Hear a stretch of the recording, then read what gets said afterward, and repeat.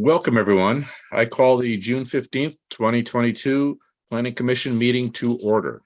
The main purposes of tonight's meeting are a public hearing on middle housing code amendments and a study session on the 2024 Comprehensive Plan Update Scoping and Engagement Plan. Before we move on to the agenda items, I'd like to acknowledge our remote meeting format. Pursuant to Mayor Thompson's proclamation of extension of local emergency, excuse me, dated May 31, 2022, this Planning Commission meeting will be conducted remotely through Zoom. As with our previous meetings, commissioners and staff will be participating via Zoom. During this Zoom meeting, the chat and question functions are not available for use to ensure compliance with the Open Public Meetings Act. We have a public comment item on the agenda at the beginning of the meeting. This time is for comments on issues not on tonight's agenda. Please limit these comments to 3 meetings. For the agenda items, there will be time after each item for a public comment as well.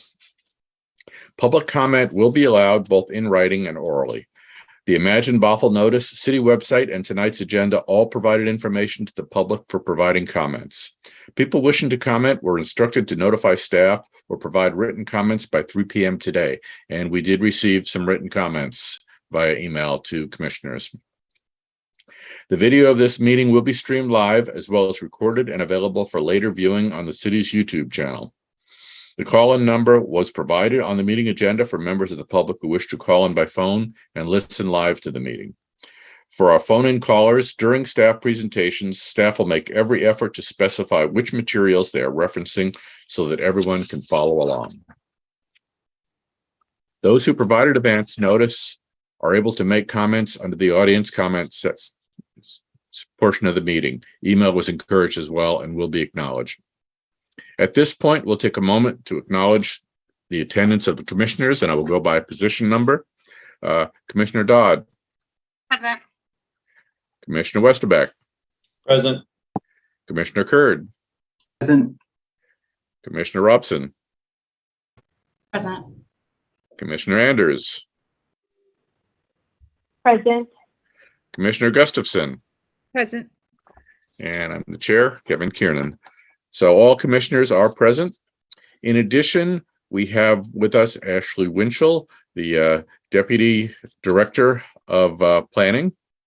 We also have Senior Planner Dave Boyd with us right now, and Sarah Frost, Community Engagement Specialist. Also with us is Sierra Carson with OTAC Consultants. I think I got everyone I should recognize here. Lastly, before we begin, I'd like to reiterate some meeting guidelines. For all attendees, please speak clearly and pause frequently. State your name each time before speaking. Mute your microphone when not speaking, and please unmute before you begin speaking. If you are also streaming live the video feed, please turn the sound off as there is a delay. At specific breaks in the presentation, I'll be calling on members who wish to speak or ask a question. If you wish to speak, please indicate this by holding up your speaker card or using the raise hand function, and I will call on you as I see you. This will help avoid the problem of having 2 people speaking at the same time. Please identify yourself before you ask a question, make a motion, second a motion, or participate in debate. And then please mute your microphone when you're through. The first item on our agenda is public comment. Pursuant to Mayor Thompson's proclamation of extension of local emergency dated May 31, 2022, this meeting will be conducted remotely through Zoom. The city has accepted visitor comment in writing as well as accepted sign-up sheets for those who wish to speak at tonight's meeting. Written comments submitted to staff no later than 3 p.m. today were forwarded to all commissioners and are part of the record. This time is for comments on items that are not on tonight's agenda. Are there any comments received other than the 2 email? Senior Planner Boyd. No other comments. All right, thank you. And I don't believe there are any call-ins either. We checked with them before going on. Correct. All right. So with that, we will close the public comment portion of the meeting, move on to the approval of the minutes. We have before us the minutes of the June 1 meeting.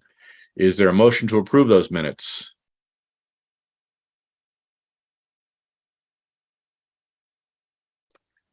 Commissioner Robson. Motion to approve June 1st minutes. Okay, it has been moved that we approve the June 1st minutes. Is there a second? Commissioner Curd. I second the motion. So it has been moved and seconded that we approve the minutes of the June 1st meeting. Is there any discussion around those minutes? Any needed modifications? Looking across all of our faces here, I see no indication of that. So all in favor of approval of the June 1 minutes, please indicate so. I see all commissioners indicating by raising their hands that the minutes are approved. So the June 1 meeting minutes are approved. New business. Senior Planner Boyd, is there any new business for us? Oh, you're muted. I do not have any new business. And any of the other staff bringing us new business? Seeing none, we will then move into one of the principal items on tonight's agenda, the public hearing regarding the middle housing code amendments. And Senior Planner Boyd, I believe you'll lead us through this one. Yes, I will. Thank you. And good evening, everybody. And for those attending and those watching on VCTV, I'm going to go ahead and share my screen.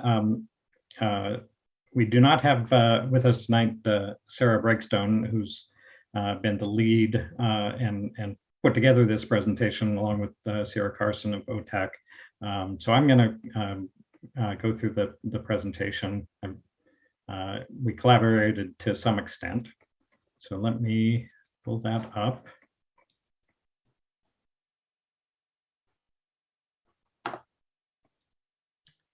Can everybody see that? Okay, thank you. So this is our initial public hearing on the Bothell Middle Housing Code amendments. The agenda for tonight is to give a summary of the feedback that we got from our community outreach efforts, the community forum and the online survey, and to discuss the draft code updates. And time allowing, also we'll take any comments on the draft findings that were presented in the packet. I'd also like to acknowledge Commissioner Westerbeck, who today sent me some lovely pictures of middle housing examples from Capitol Hill in Seattle. And this is one of the images on the left. The diagram is the diagram that we've been using from the start. And I always like to add a disclaimer here that although the diagram shows middle housing as kind of a transitional zone between single family homes and more dense mid-rise housing, we're also talking about middle housing as something that can be scattered throughout a single family area. So diving right into the community feedback, excuse me. The online forum, we had about 30 participants.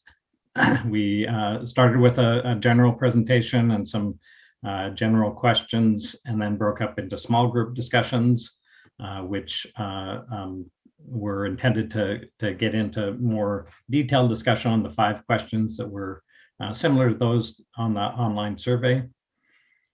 The feedback from the online forum was generally positive. There were definitely some concerns about the details and how this would be implemented. And some sample comments from the report back from the small group were to one, to avoid passing the cost of affordable units onto the market rate units. In other words, don't make some units more affordable while making other units less affordable. The comment that the new rules should help mom and pop developers as opposed to larger developers, or in addition to larger developers. They shouldn't only be focused on helping larger developers. There was some preference to allowing middle housing in new subdivisions versus in existing neighborhoods. There was support for cottages and ADUs and less support for courtyard housing. And there was a comment about the need to balance increased densities with concerns about the housing and climate crises that we're facing. The the online survey results were somewhat more negative. But before I get into that, the respondents were, vast majority were Bothell homeowners, over 80%. There were only just under 7% that identified as renters in Bothell. But if you go to the other category, almost 10%, a number of those also are identified as renters. And some of those also were homeowners, identified themselves as living near Bothell or being interested in moving to Bothell. But the rental return may be a little low because of some renters appeared to have clicked on other. And certainly the percentage of renters that responding are less than what we know to be the percentage of renters in Bothell. So to get to the results, first question had to do whether folks supported the proposed approach to allowing middle housing in new subdivisions. That one was a little under 60% no, and a little over 40% yes. And I've just included a couple of sample responses here. I'm not going to read them, but they were somewhat characteristic of the responses that we've got and that I shared with the Planning Commission yesterday, and we're working on getting them in a format that we can share on the website. But one comment was that there are other areas in Bothell besides single family zones where this kind of development can and should go. And on the negative side, on the positive side, was a typical response was that this would provide an affordable option for people who can't afford a single family residence. And there was pretty broad support for all types of middle housing options, although similar to at the forum, there was a lower level of support for the townhomes and courtyard apartments. And we'll get into that in the results, the survey results shortly. So on the question of support for middle housing in existing neighborhoods, the negatives went up to 65%, and a typical response was not to allow this in all neighborhoods, only close to major roads, and if residents in those areas support the idea. And a sample of a positive response had to do with, again, giving homeowners options to be able to continue to afford their homes as taxes and property prices increase. On the question of supporting the proposed approach to cottage housing, the negatives came down a little bit, a little under 60% again, with and a typical response, not just for cottage housing, but for a number of middle housing types, were that people like their residential areas the way they are, and specifically the cottage housing, they didn't like the idea of shared parking areas, particularly surface parking areas. And positive responses did identify cottage housing as a great option and more affordable and an option that provides a sense of community in the form it has with shared spaces. Regarding courtyard housing, again, the negatives went up to just under 65%. And we got some negative responses to including that it may depend on the neighborhood, but it should be left up to the neighborhoods to decide. And on the positive side, that this would again provide another option, particularly for people who may not be comfortable living in large apartment complexes, but can't afford a single family home, or even some of the potentially more expensive forms of middle housing. And then regarding the support for the approach to affordable housing, which is focused on new subdivisions where affordable housing is available, and along with density bonuses and affordable housing requirements. That was much more evenly split, just over 50% negative and a little under 50% positive. So on the positive side, I'm sorry, just over 50% positive. So this was the one where the yes votes exceeded the no votes. And again, providing housing for low-paid service workers in Bothell was one reason for voting yes on this one. And on the negative side, a feeling that affordable housing, it should be small homes on individual small lots. So basically finding a way to promote smaller scale single family development had some support. Then regarding the proposed approach to flexible development standards, again, the negatives went up to about 57%, and there were concerns about losing too many green spaces and trees, and just crowding homes too close together.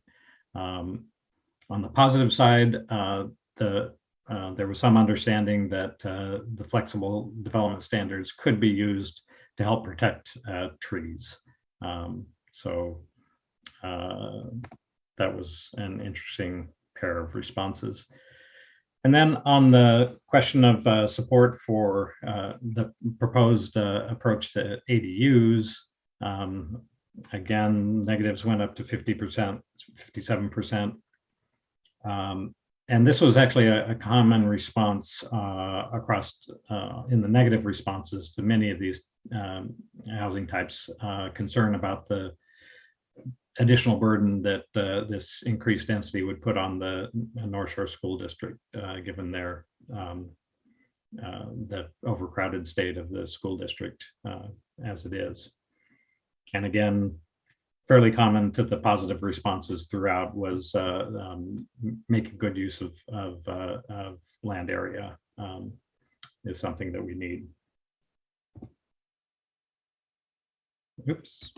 And then on proposed parking reductions, again, the negatives bump up even higher, almost at 70%. And negative responses had to do with concerns about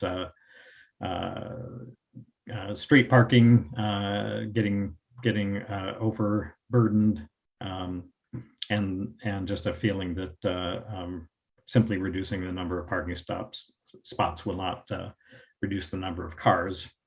And on the positive side, support for this as long as there are, as it is targeted to areas with access to transit and trails, and still with some concerns about spillover parking into the streets. So one thing we found interesting, especially given that the forum responses were significantly more positive than the survey responses. Leading up to the forum, the responses in the survey were almost 70% negative to 30% positive. After the forum, it was almost 50-50. So this is not a scientific survey by any means, and we're cautious about reading too much into these results. But one possible reason is that as people learned more about it and attended the forum first and then did the survey, perhaps that led to generally more positive responses. So with that, I'm going to move into the actual code amendments, and we're just going to kind of encapsulate them here briefly and put some questions out there that we can come back to. But for starters, the code amendments include new definitions for middle housing types and revised definitions for accessory dwelling units and multifamily, single family, and duplex. And a question to the commission is, given the feedback that we've gotten, should we continue to include townhomes and courtyard housing among the allowed middle housing types? Senior Planner Boyd, want to pause for a moment? We have Commissioner Dodd raising her hand. Okay. Shall I stop sharing? Let's just hold. Commissioner Dodd?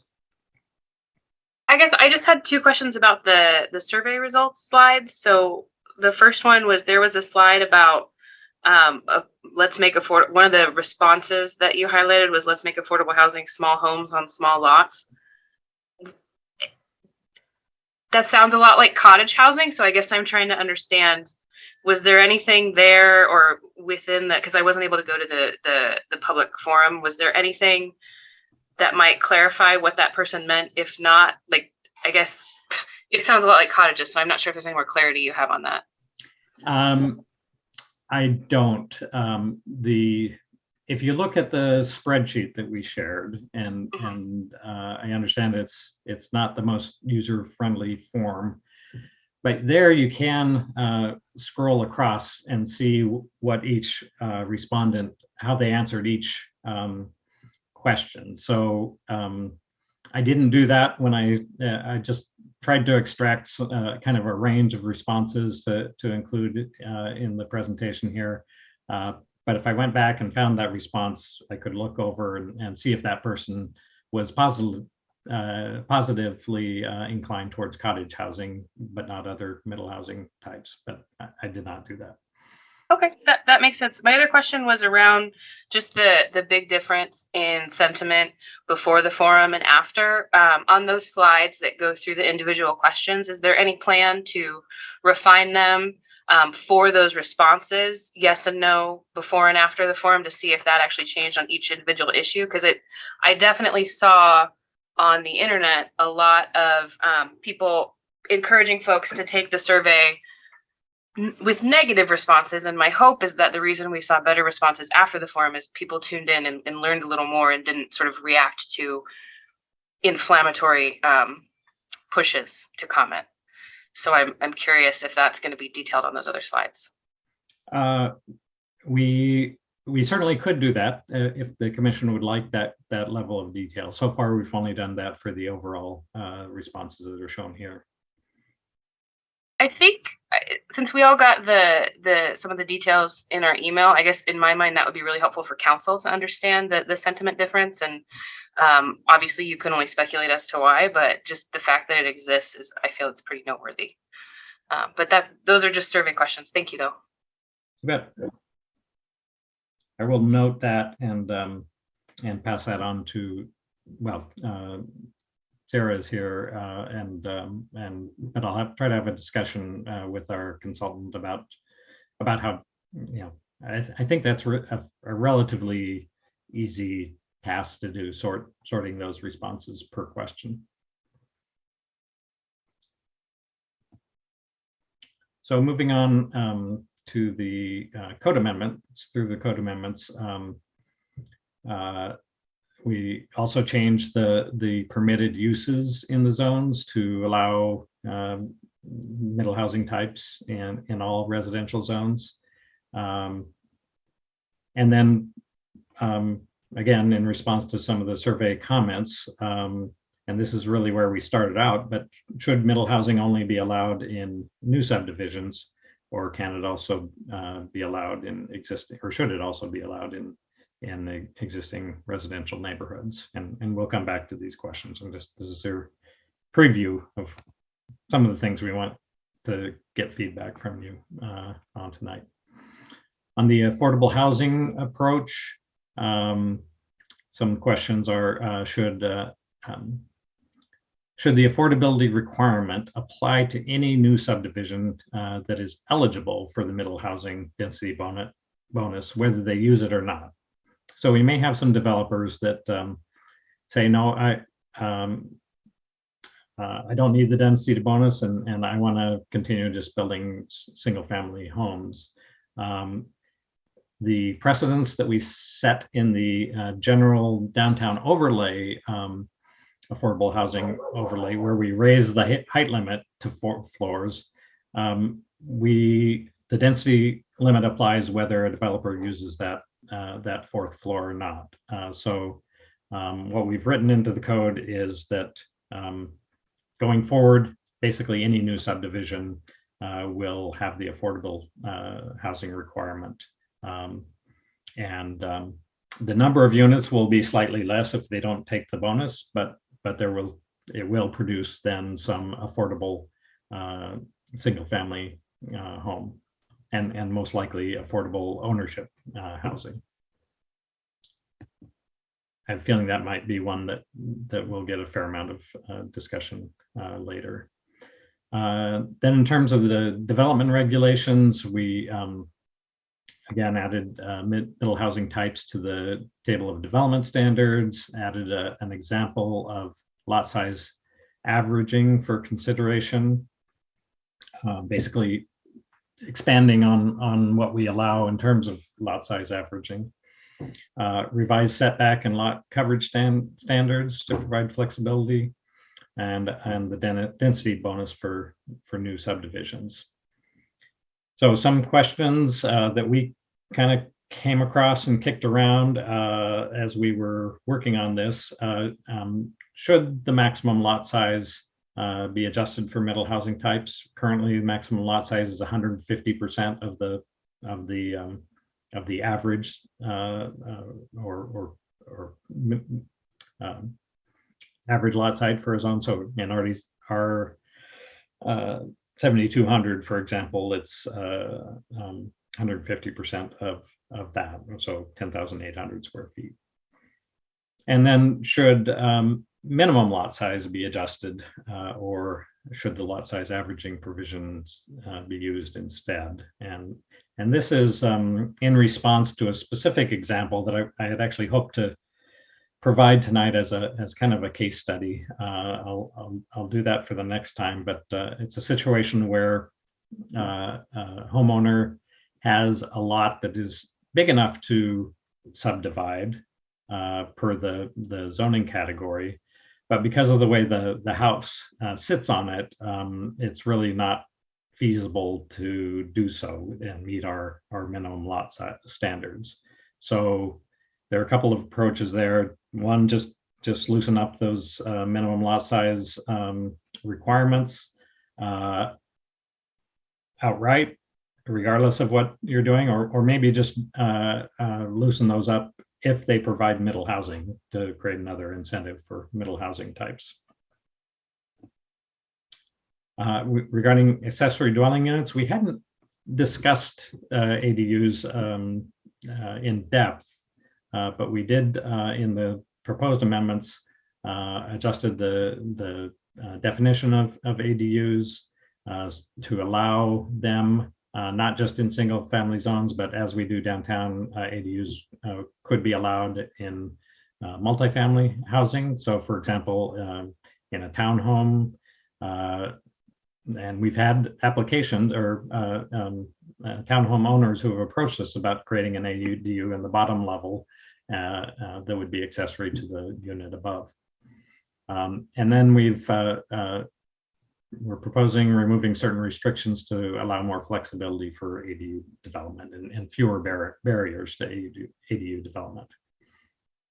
So a couple of the questions there are, should all ADUs be exempt from off-street parking, or is the proposed approach of limiting to that extent more suitable? And is there support for allowing two ADUs per single family lot?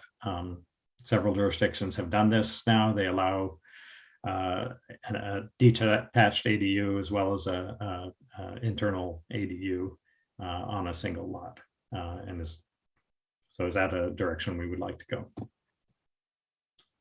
And then we're certainly open to other questions that the commission would like to discuss. So with that, that concludes my presentation. We can then move on to public testimony if there is any, and there seemed to be an indication that there was, after any clarifying questions, followed by Planning Commission deliberations and responses to the questions, and then any direction on specific questions that were in the memo and presentation, further analysis desired, and any other options to consider. And then if we have time, any direction on the draft findings that were included in the packet. Then at the end, we would ask that there be a motion to continue the public hearing to July 20th. And the hope is that we will actually be able to reach a recommendation there. But I'm also open to discussion on that and whether there's support, if the commission is interested in continuing this past the August break into September. So with that, I'm going to stop sharing so I can see everybody, and first ask for any clarifying questions on the presentation.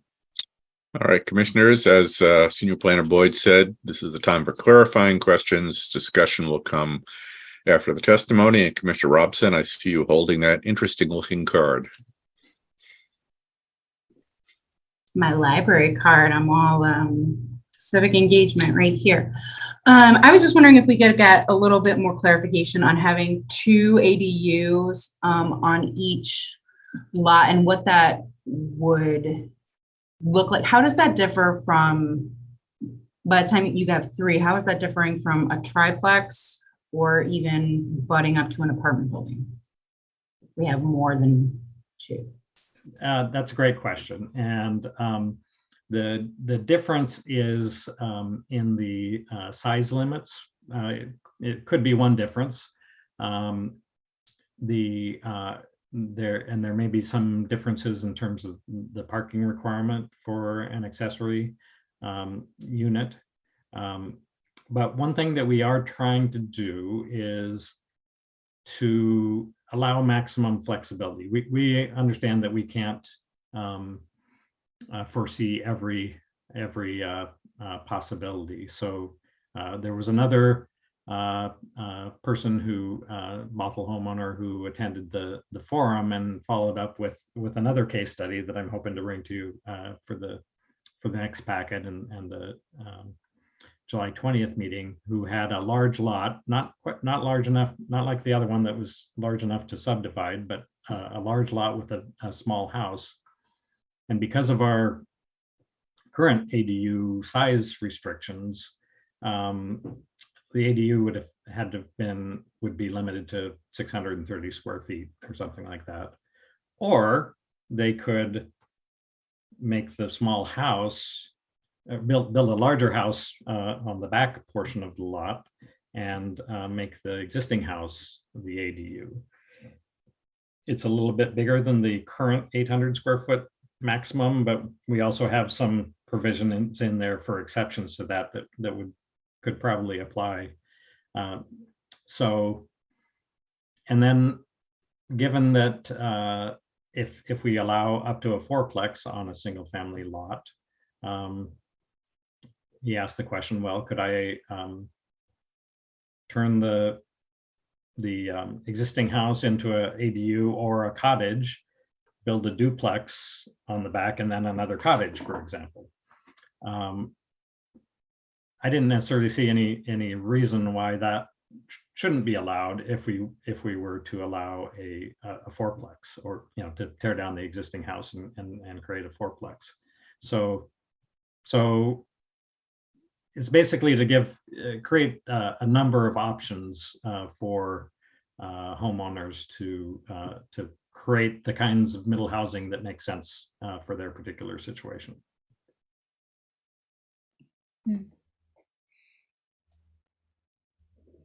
Commissioner Westerbeck. Thank you, Commissioner Kiernan, Chair Kiernan. Dave, we emailed a little bit about this, but I wanted to bring it up in the meeting here. Are we going to add into the code some notes about cottage densities? Or is that in there and I've just read past it?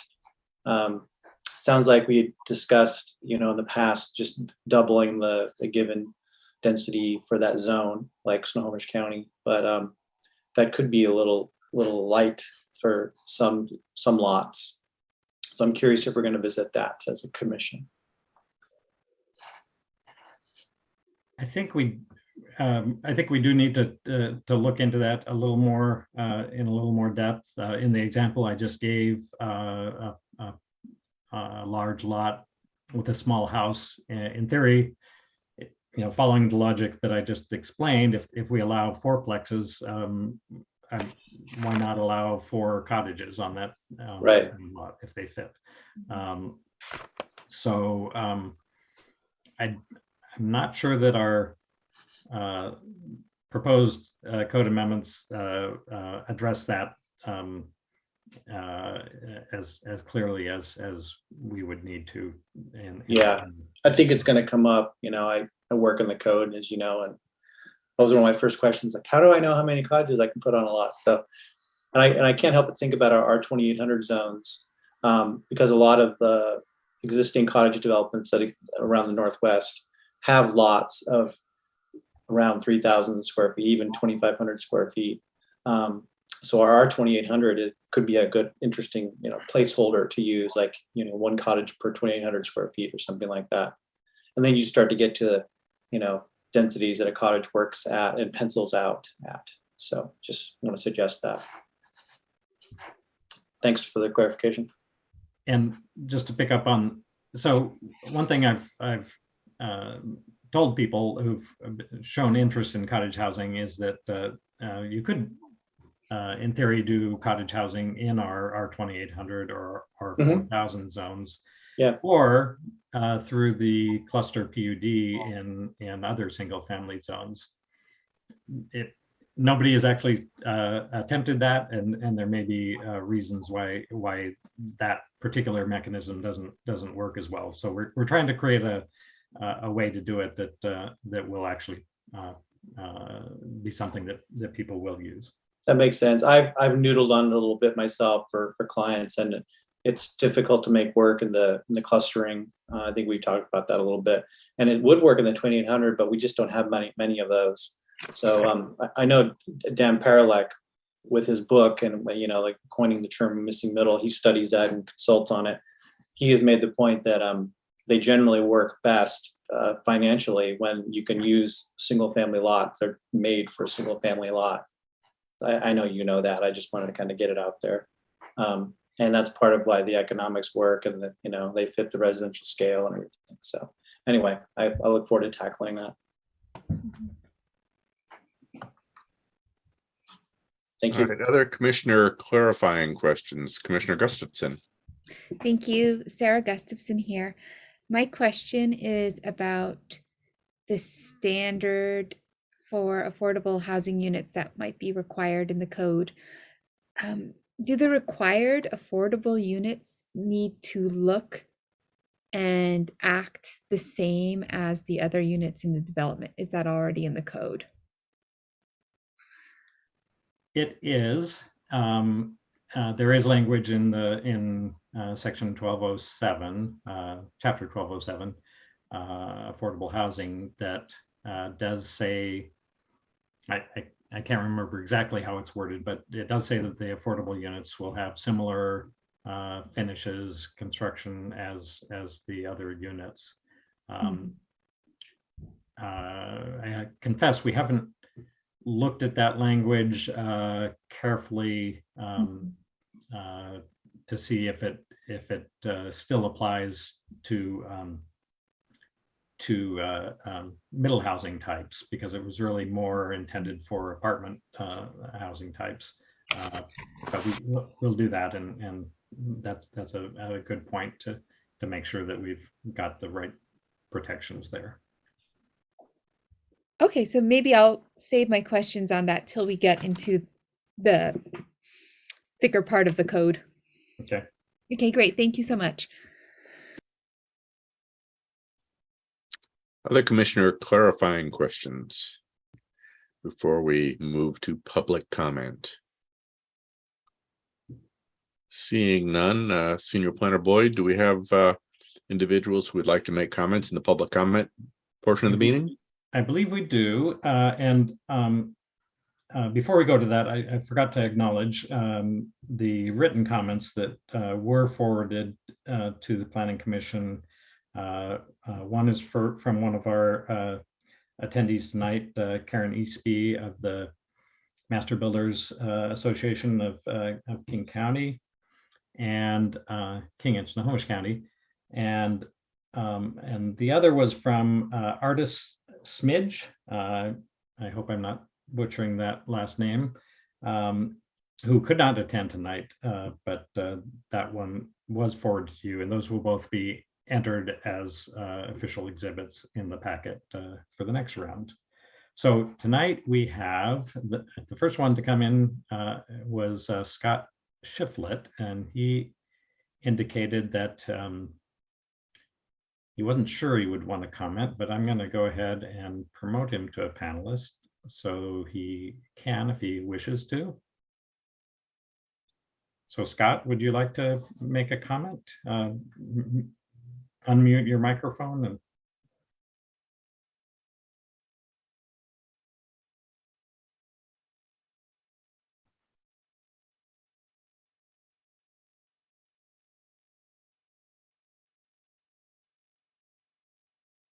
Hello. here we go. So go ahead, you have 3 minutes to comment. So we're new to this. We just found out about it. I don't think that very many of our neighbors in the Maywood Hills area know that this is going on, and they don't know how it's going to impact like property values, infrastructure, traffic, more traffic, and what the plans are, and how many neighborhoods are you proposing this goes to? Is this all of Bothell, or is it just up to 185th and 104th? Or we'd like more information, in other words. Okay, and I didn't catch your name. Maggie. Maggie, okay. it's my wife. Thank you very much. So first of all, I'm glad that you did hear about it and tuned in tonight. And one of the comments that we got, the latest one from Arden Schmidge, was that we should mail to every address in Bothell that would be affected by this. So to answer your question, the current proposal that's on the table would be to allow middle housing in all single family zones, basically in all residential zones, because it's already allowed in the lower density multifamily zones. The The analysis on traffic impacts, we will be doing a SEPA checklist and addressing potential impacts. But in communities that have allowed middle housing in single family zones, the number of property owners who choose to take advantage of that has been relatively low, and therefore the impacts have been spread out and also relatively low. So we're kind of relying on the experience that other jurisdictions have had to date on that in terms of or we will be relying on that in our analysis of the impacts. And then I would encourage you, we have a middle housing webpage on the City of Bothell website. So I would encourage you to take a look at that, and also to take a look at past packets for when we brought this to Planning Commission before, because we've had several study sessions to date, quite a bit of discussion, and so you'll find a lot of information about, how we've gotten to this point so far. And then as far as the suggestion that we notify everyone, in general, we'll take that under advisement, but in general, when we do citywide code amendments, when we do amendments that apply to that don't apply to all residential zones, but all zones of a certain designation, R9600 zones, for example, we don't do mail notification to every residence. That would be a very expensive proposition. So we do rely on our public notices that go into our newspaper record, Seattle Times. We encourage people to sign up for the monthly Imagine Bothell notice that have information about any land use actions that we take, at least in terms of planning code amendments, and to participate in the Planning Commission and eventually council meetings, not only the public hearing, but also the study sessions. We generally allow public comment during study sessions as well as public hearings. And then our other attempt to reach out was the community forum and the online survey. I assume that you weren't able to participate in those since you just heard about it, but I'll look into whether we can, there's some way that we can make that available to folks that weren't able to take that before. Excuse me. Yeah. Emails or something like that would be kind of nice. That would be a much cheaper way than sending it through the mail. Is this already a done deal? Is this going to happen? It's not a done deal until the council adopts it. So the process from here forward is we'll have at least one more Planning Commission hearing on July 20th. And then if the commission is ready to make a recommendation, then that will go to council no sooner than September, because council takes an August break. So sometime this fall, it'll go to council, and then there'll be a decision. Council will make the ultimate decision on that. And they also asked about applicability, and these amendments are not limited or targeted to the Lower Maywood area. Right. The two questions we're looking at are whether they should be citywide everywhere in Bothell or just in new developments. Is that a fair response to that, Dave? That's one of the questions that has come up and that we've specifically asked. And another suggestion was that we only allow this along major transportation corridors. So perhaps use the criteria we're using for the reduced parking requirement and say, those are the only areas that we would allow this. The discussion so far has been to allow this throughout our single family areas, with the understanding that it's going to be a relatively small number who actually take advantage of that. Similar to accessory dwelling units. We've allowed accessory dwelling units for many years now. We've allowed detached ones for about 10 years now. But we still have a relatively small number of homeowners that have actually chosen to do that.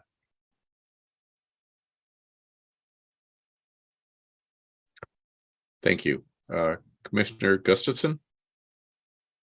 Hi, Sarah Gustafson here, and I'd like to thank the commenters for taking the time to show up and join the meeting.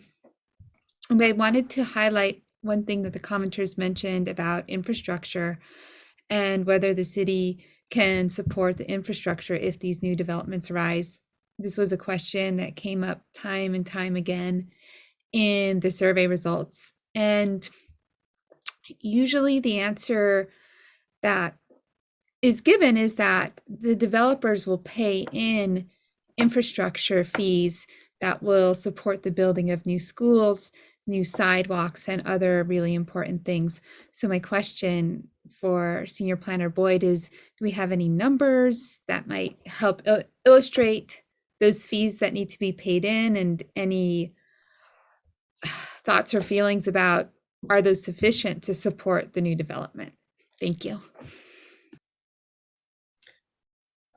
I can come back to you with those. I know that Commissioner Westerbeck was asking about some of those fees, so we can take the response that our permit services staff has put together on that and share those with the full commission. Also, I'm gonna move Scott and Maggie Shiflett back to attendees. And I would also like to thank you for participating. It's important for us to hear from as many people as we can during this process. So thank you. Thank you. And spread the word. Let your neighbors know. We will. Yeah.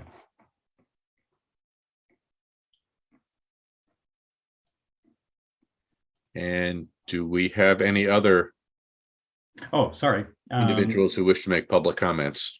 So we do have Karen Eastby of Master Builders of Association of King and Snohomish Counties. I haven't specifically asked her if she wants to comment. She did send in written comments, but I'm going to promote her to a panelist and see if she wants to make some public testimony. Oh, okay. Karen, if you can unmute and let us know if you want to. There you go. Okay, there we go. Yeah. Am I all good? I think you can Yes. hear me now. Great. Yes, so my name is Karen Eastby, and I'm the Government Affairs and Outreach Specialist at the Master Builders Association of King and Snohomish Counties. And I spoke on this issue in February as well, I think. Yeah, it was the February meeting. I submitted written comments for tonight's meeting because I wasn't sure if I could attend as I'm traveling, but I was able to. So I just wanted to take this opportunity to reiterate our organization's view on the proposed middle housing code amendments, as this is such an important issue. So with nearly 2,600 members, we are the largest local home builders association in the United States. We help members, or our members provide communities with a range of housing choices and affordability. They are home builders, architects, tradespeople, and other professionals involved in the construction of homes. We know that there's a critical need to build more housing in the rapidly growing Puget Sound region, including Bothell. So with that in mind, Master Builders Association would like to offer our continued support for the Bothell Planning Commission's proposed city code amendments, allowing for a range of middle housing types, including the duplexes, triplexes, fourplexes, cottage housing, and courtyard housing you've been considering. Allowing middle housing is a vital piece of the housing puzzle as it expands housing choices, for families in neighborhoods close to jobs, transit, schools, and parks. It's a more affordable home ownership and rental option for families and individuals than single-family homes. We also support the inclusion of incentives in the code, including the setback allowances and density bonuses that would make building a variety of housing types more attractive. We do note that requiring a contractually obligated affordable unit for every 5 may dissuade middle housing construction, even with the incentives in the proposed code, and it may make the market rate units more expensive. So that's just something to consider. We encourage you to revisit this proposed requirement and consider moving to the higher threshold of 10 units. I saw that in the notes if you do choose to retain it. So, but that said, we appreciate the thoughtful work and all the community engagement that you've been doing to prepare these amendments. And we thank you for your consideration of these important zoning changes. So reach out with any questions and consider us a resource in undertaking this important work. We're excited that you're taking this on. And that's all I had to say tonight. Thank you, Ms. Eastby. We were forwarded your letter. I believe all the commissioners had the opportunity to look at it. Do any commissioners have any clarifying questions? I see Commissioner Dodd has her hand up.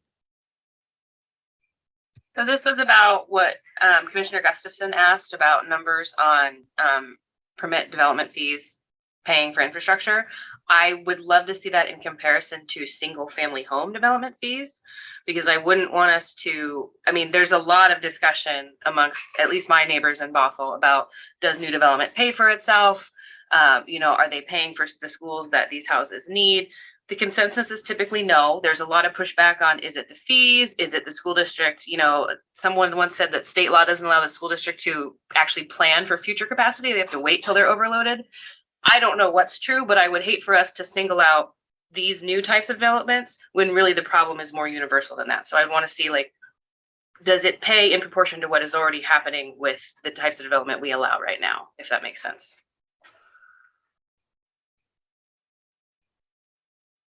All right, thank you. I'm not sure you'd have a response to that, Ms. Eastby, but the other commission, any response or other commissioner comments? All right. Seeing Karin, none. were you ready to jump in on that one or not? On the fees? No, I would have to probably go away and do some research. Yeah. Okay. Thanks. I can, I don't have the numbers right in front of me, but I know our current fee structure, well, actually it's relatively recently that North Shore School District even set a fee for multifamily housing. I guess the thinking was that people that live in apartments don't have kids, and we know that's certainly not entirely true, and it's probably a lower percentage, but the fees still are much higher on single family homes than they are on multifamily housing. And we still need to have some more discussions internally to determine how these changes that we're proposing might affect that. But we can certainly report back with what the current fee structures are. But basically, currently the fee structures would incentivize middle housing units. All right. Well, thank you for taking the time to participate and sending us the letter. We appreciate the information you provided us. Thank you. And Senior Planner Boyd, any others? No, there are no other attendees, and I will move Karin back into the attendee space. Thank you. All right, so Dave, what's up next? Commissioner discussion or diving into the? Well, it's up to the commission. I could go back to the presentation and the questions that were embedded in that, and we could go through those one by one. Why don't we do that? Okay. Just to, Commissioner Anders. Hi, I might be out of order here, and I may have missed this since I'm fairly new, but I'm wondering about communities that have CCNRs that prohibit certain types of development. I know we've talked about whether these options will be available for newer developments or existing ones. And there are CCNRs that people can get pretty creative with to try and, stop folks from doing certain things on their properties. And I'm just wondering if we've thought about or talked about how to make sure that we don't have homeowners associations interfering with efforts to create more affordable housing. That's a great question. I'm glad you raised that. And we are looking into that, partly spurred by one of the state bills that was being considered and that didn't pass, did include a provision that would prohibit homeowners association from blocking middle housing in their CCNRs. That provision would not have been retroactive, but it caused me to have a discussion with our deputy city attorney about whether, absent that state legislation, whether the city could do the same thing. And the initial, looking into it further, I just had a follow-up discussion yesterday, and they're looking into it further, but the initial feedback is that yes, we do have that. We could do that, and again, it would only apply to any HOAs formed after this legislation, these amendments took effect. Could you prohibit changes to existing CCNRs? Yes. So once this is adopted, it could include a provision that would prohibit any homeowners association from banning middle housing, whether that's future HOAs or existing ones that might want to amend their CCNRs. So it would prohibit new actions, but if there are provisions currently in place, they would stand. Yeah. Thank you. And Commissioner Dodd? Thank you. I have a question. It's more about general about public engagement. So when we receive comments, I realize on the phone it's different, and I've heard staff agree to follow up with folks that have commented before. But when we receive emailed comments, like we got an email earlier this week that just had a lot of claims that were contrary to what was in our packets, what we found in our study sessions, talking about old growth trees, which are very rare in Bothell because that's like over 100 years old and there's a certain diameter of the tree and everything. So concerns that are valid, but also should be addressed as, hey, no worries, that isn't actually the case. Does staff follow up with those folks after we get the emails forwarded to us to kind of like level set expectations and make sure that people understand which concerns are applicable to what we're talking about? I personally, I do try to respond to those concerns and any issues that are raised in public comments, at least to some degree. And I haven't had a chance to do so with the one that you just got in the last couple of days, but I will do so. So that's my preference is to respond to those and clarify any misconceptions. I appreciate that. I want to hear concerns. I just also think it helps people focus if we let them know, like, good news, that one's not a big deal. So I like that. And maybe clarifying will surface a new concern. We don't know. So I think the other question I had is more around schools and capacity. I wasn't able to get anything official, but like Kirkland, for example, has a lot of these code provisions already, and they've had them for a few years, is my understanding, at least some of them. like, can we find out if like the Lake Washington School District was like, ooh, yikes, or if it has had no impact? Like, you know, I know that Kirkland hasn't seen like a meteoric rise in duplexes being constructed either. So it sounds like a big change, but I would love to see another local city, what their actual impact was, so that we can help people frame like, yes, it affects the whole city, but the number of people who are actually going to do this is very low. So I think if we could provide that and make that, you know, available everywhere we're talking about this, that would be awesome. And if it already is, please do tell me, because oh my goodness. We've talked to Kirkland. I think their provisions are relatively new, but we didn't specifically ask them whether the Lake Washington School District weighed in on it, or if there was any analysis of the impact. So I can follow up with them on that. And Sarah Frost has her hand up. Thanks. This is Sarah Frost, Community Engagement Specialist.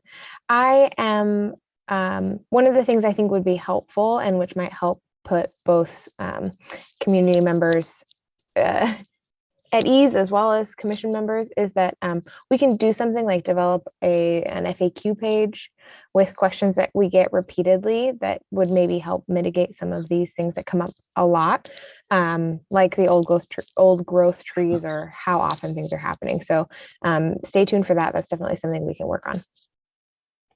Thank you. Sorry to butt in, but thank you so much. That would be so helpful. Yeah, I think that would be great. Commissioner Westerbeck. Thank you, Chair Kiernan. To Sarah's question there, or statement, some people know the city of Kenmore is going through the same process as Bothell, evaluating missing middle housing code changes. They have I would say, an exemplary FAQ website, frequently asked questions website, they put together several months ago. And, you know, it wouldn't apply to Bothell because they're developing different standards, or, you know, it's not us, but it's a good template to check out. And, you know, people at Bothell in the meantime could at least go look at it, to look at some of those general answers before we get something up that's similar. But anyway, it's a really good example. So I just hope people know about that if we develop that page. That's it. All right, other commissioners? Commissioner Gustafson and Commissioner Curd. Oh, Commissioner Curd, maybe you'd like to go first. I've talked a lot. Okay, thanks. Thanks for the presentation. And just before we move on to more specific stuff, I wanted to bring up maybe another opportunity. It sounds like we've been hearing that people haven't heard about all of our discussions, or haven't been cued into public engagement opportunities. And perhaps I'm thinking maybe we could run the missing middle housing tour again. And I know there were some council members that weren't able to attend when it was raining back in, you know, I think it was December or maybe January that we did it. Now that it's raining still in June. It rain's warmer though. Yeah, that's true. So maybe we could start that up again, and maybe community engagement specialist Frost, I might ask you if that's something that you can help maybe facilitate some outreach around. I'd be happy to maybe do it on a day that we know most of Bothell is going to be in town, perhaps even the 4th of July. I know that's kind of risky for a lot of people's schedules, but if people are already downtown and they're just milling around, it might be fun to go on a little walk. So it doesn't have to be real formal, but I'm certainly willing to put in some time to make sure people have an opportunity to walk around and look. Yeah, we can coordinate on that. I'd go again too, of course. Great, thank you. All right, other commissioner comments before we dive into the questions? Commissioner Gustafson, that's right. You yielded your time. Thanks. Sarah Gustafson here, and I'm glad Commissioner Kurtz spoke first because I love that idea. I also think we need a good photographer to come around and take pictures because people really like seeing cute houses. That was in the responses to the survey. What I wanted to share is that I looked up the impact fee schedule, and I can put it in the chat, but there are impact fees for single family and multifamily, and there's no line for missing middle. Would we want to include that? And I'd also like to report that the single family housing impact fee per unit is 19,000 and the apartment housing fee per unit is 1,500. So when it comes to the concerns of the constituents, we really might want to look into leveling those up because that sounds pretty lopsided. And I think people would agree with that if they saw those numbers without some explanation. So thank you. And the chat is not available during these sessions because of Public Meetings Act, but we will be discussing this again. We're going to continue this hearing. So that's certainly information that would be useful in that next discussion. So thank you for bringing that up. Did I see anyone else? All right, then, Senior Planner Boyd, are you going to bring us through the questions? Oh, muted. Before I go back to the presentation, there's one other thing I wanted to bring up to provide a little more context.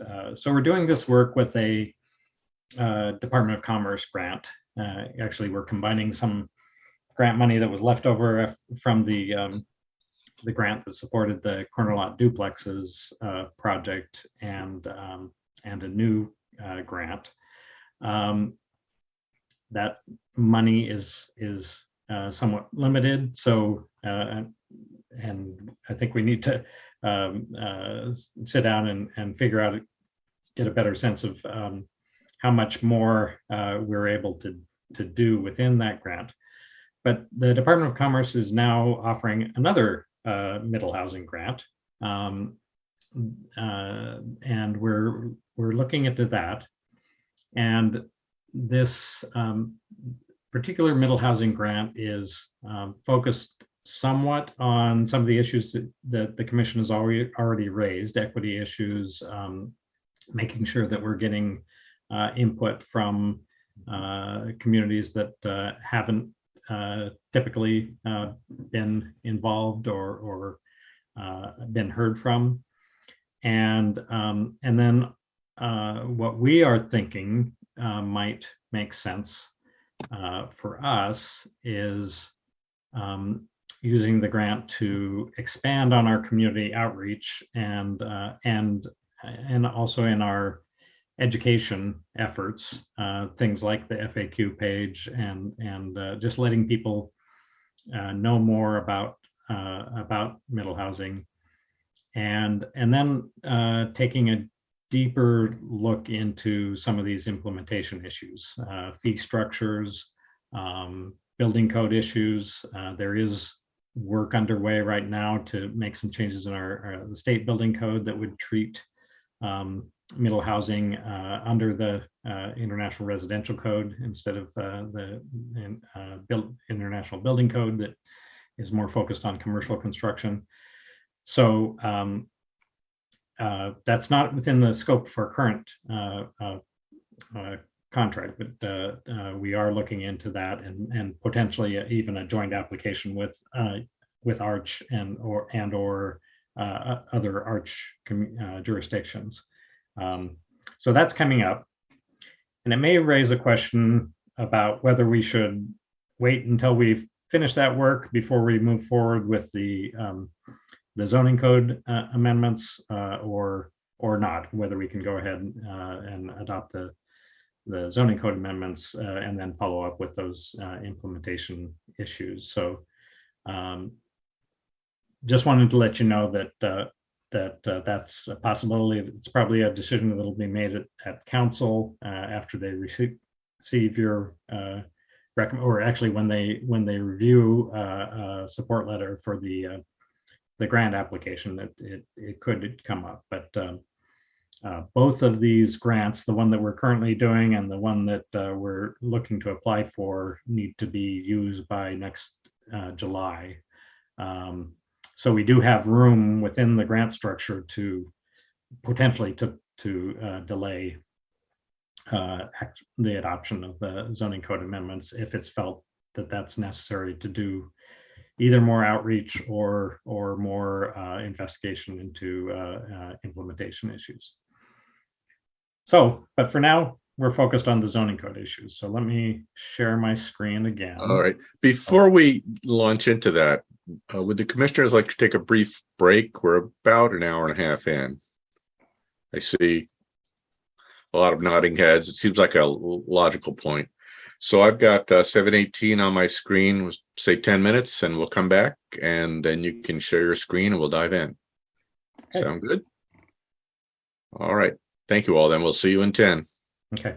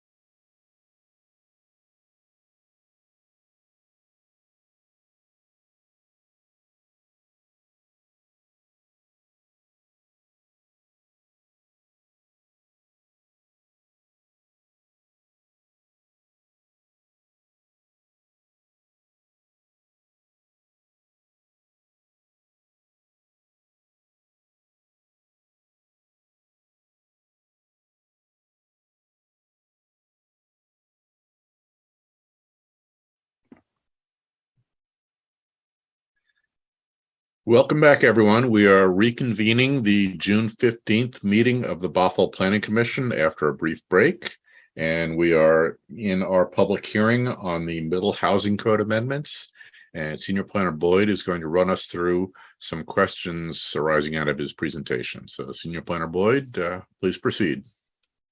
Okay, thank you. I'm going to share my screen again, and and while I do that, I am going to also acknowledge that Commissioner Kurd's contribution to the packet. He provided a report from Portland on cottage housing that he visited down there. So I'll give some time at the end for him to talk about that and for commissioners to discuss that as well.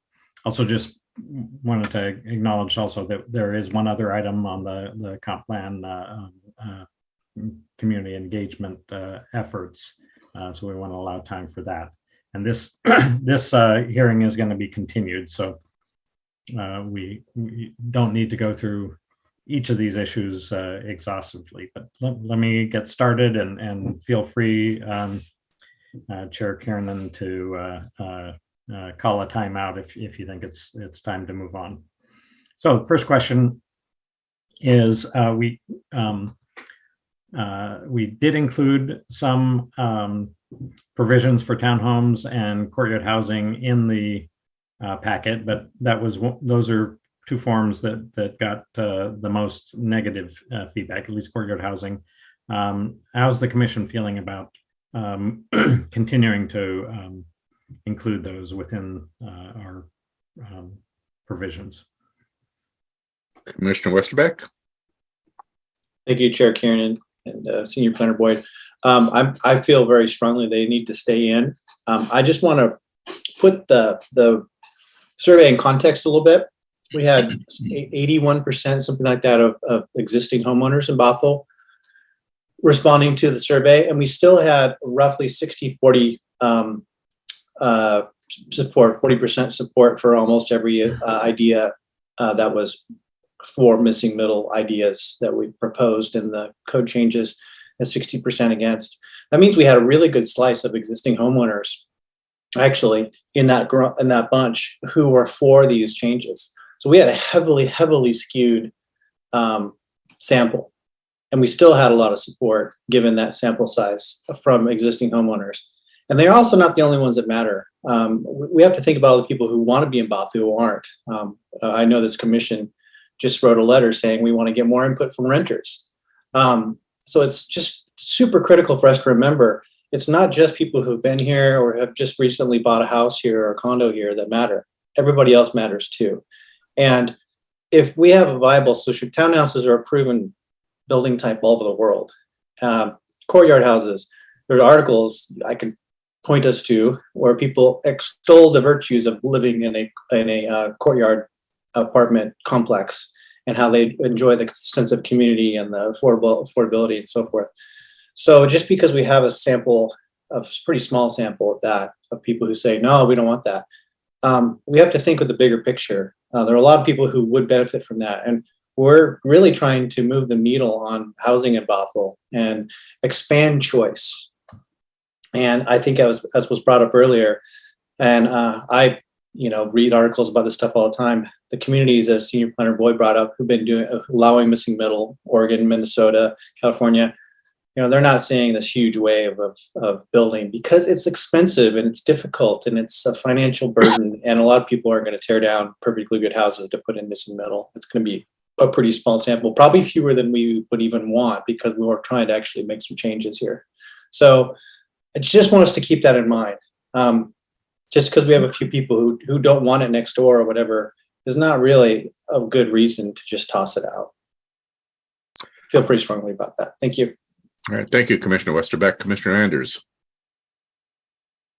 Hi, Tony Andrews here. I just want to echo that sentiment and to add that people are still learning. I mean, I'm still learning what all this stuff means. And when we looked at the survey results, pre-forum versus post were somewhat different. So perhaps we at least keep them included as we continue to talk about it and reach more people, and maybe they'll feel differently, if they get a chance to just learn more. So that's all I would add. Thank you, Commissioner Anders. Commissioner Curd. Thanks. I echo those statements. I would also say that Bothellites have townhome fatigue, but when you talk to people, the true core of the issue, what they're really concerned about, what they really take issue with, is our excessive parking mandates and the implication of that on the townhouse form. So keep them in. We're making adjustments to try and mitigate some of the concerns that people have historically had with townhomes. Yeah, townhomes have their share of issues. The way that they're currently constructed in Bothell, we're trying to work on that, and I think keep them in. Okay. Other commissioners? Seeing none, I think you heard a pretty strong consensus to keep them in. Commissioner Dodd has her hand up. Oh, excuse me. Oh, yes, Commissioner Dodd. Thank you. And I saw Commissioner Robson's library card too for next.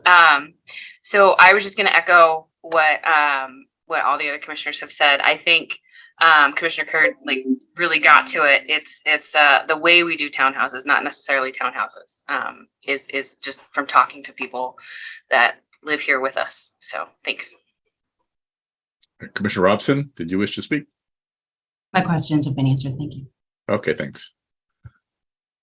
So with the raise hand function, people rise to the top of the queue here. Otherwise, I have a little trouble seeing you. Just background. So, Senior Planner Boyd, I think you got your feedback there. Yeah, thank you very much. So the next question has to do with the basic question, should we go back to where we started with considering middle housing only in new subdivisions, or should it also be allowed in existing residential neighborhoods? Again, taking into account the feedback we've received so far. Commissioners? Commissioner Robson. Hi, thank you. I do think that we should continue the way we had originally planned doing missing middle housing in any developments, not just new developments. I think that people are afraid that their neighborhoods will be taken over with townhomes just across the board, and they'll be the one house left standing. But as we've seen, that isn't usually how things play out, that they might get one new multifamily unit in their house or in their neighborhoods. But I think that in general, if we're talking about all residential neighborhoods, it won't make the change that people fear. People generally don't want to tear down existing houses. So I am for continuing with all residential neighborhoods.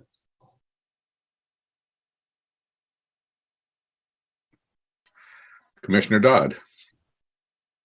Thanks, Chair. On this question, I totally echo what Commissioner Robson said. I think it's important to look at what we're trying to do with middle housing.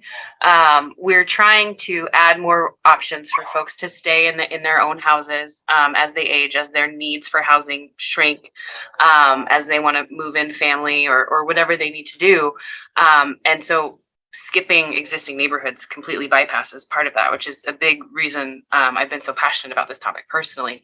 I also think it's not necessarily appreciated by a lot of people how right now I have a half-acre lot. So do most of my neighbors. We could all get together and sell them, and there'd be a brand new neighborhood right here. And if Bothell keeps getting more and more unaffordable, we see that more and more often. I've lived here for almost 30 years, and I've seen that constantly as I grew up, and especially in the last 20 years. So I think understanding that we're going to see less of that if we have more ways for people to stay in their homes is so critical to this. So I would be super against abandoning it in every residential zone, because it cuts at the heart of what I think a lot of us want to accomplish with this. So thank you. Thank you, Commissioner Dodd. Commissioner Curd.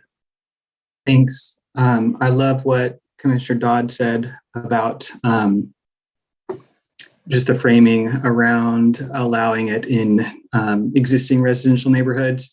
I just maybe add on that from an environmental standpoint, if we only allow unrestricted middle housing in only new neighborhoods, that's going to incentivize greenfield development, which is what we're trying to kind of prevent, right? So we're trying to save green space, we're trying to save open space by infill development. That's a pretty critical component to really message to people who are concerned, like me, about environmental preservation. So I think that we should specifically allow it in existing residential neighborhoods so that we're not incentivizing further cutting and clearing and grading to support new subdivisions when infill development is way less invasive on our natural spaces. Thank you, Commissioner Curd. Commissioner Westerbeck. Thank you, Chair Kiernan. Everybody, the commissioners so far have made my points well, so I won't go on too much. But Commissioner Curd really made the point I wanted to make, which was I'm very concerned about a lot of the greenfield development, and I know a lot of people in Bothell are people concerned about tree canopy and everything else, and I share that. I'm very adamant that we focus on infill and existing roads, pipes, wires, infrastructure. There's an enormous untapped resource on lots like Commissioner Dodd's, where we could insert homes pretty gently, gentrification, some people call it, gentle density, and make pretty nice neighborhoods and not really impact people's lives much. So, and then we get to keep that tree canopy on the edge of town and, keep stormwater capacity that we know is so important. And also I would add a missing middle. Part of the concept behind it is very gently, again, thickening up existing areas. That's a big part of the concept of missing middle. So it would completely kind of miss out on the concept entirely if we made it only for new developments. And I just don't think we would see very many homes built.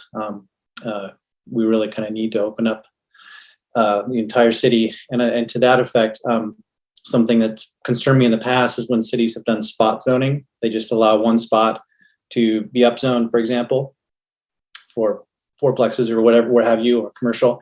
And then that area goes, the prices go through the roof and it just gets, inundated with development. If we spread this across the whole city, you get, little bits and pieces here and there, and no one gets this overwhelming crush of development. There's just a little bit here, a little bit there. It's spread all over wherever a person can make a viable project. So there's just so many reasons to make sure it can happen anywhere, especially existing neighborhoods. Thank you. Thank you, Commissioner Westerbeck. Other commissioner comments? Excuse me. So my concern with limiting it to new subdivisions is that we would put a substantial portion of the city off limits to these types of developments. I don't know offhand how much land there is available for new subdivisions. There's certainly some, but certainly a lot less than has already been developed. So I think we really don't achieve our goal as the other commissioners have said, if we limit it. So Senior Planner Boyd, I think you heard feedback there. Yes, thank you. So next two questions, we'll take these, well, I'll pose them together. Should the affordability requirement for new subdivisions apply whether they take advantage and do middle housing or not? Similar to how we've applied it where we've raised the height limit. And then should the affordability threshold be increased from 5 units to 10 units. And early on, there was some staff support for this to be consistent with our new threshold for short plats, and also to avoid fractional units and in lieu fees and all. But our arch support has strongly encouraged us to stick with the 5 units and not shy away from in lieu fees and the fractional units, with the understanding that those fees will go towards housing projects that will serve the lower levels of affordable housing, down to the 30 and 50% of area median income. So with that, open those 2 questions up for discussion. Commissioner Westerbeck. Thank you, Chair Keenan, Senior Planner Boyd. I do have some strong feelings here. I've been on board with the 5 for a while, but just in the last couple of weeks, so I run numbers like this for a living. It's what I do. I do feasibility studies for people. I look at small projects a lot for other people.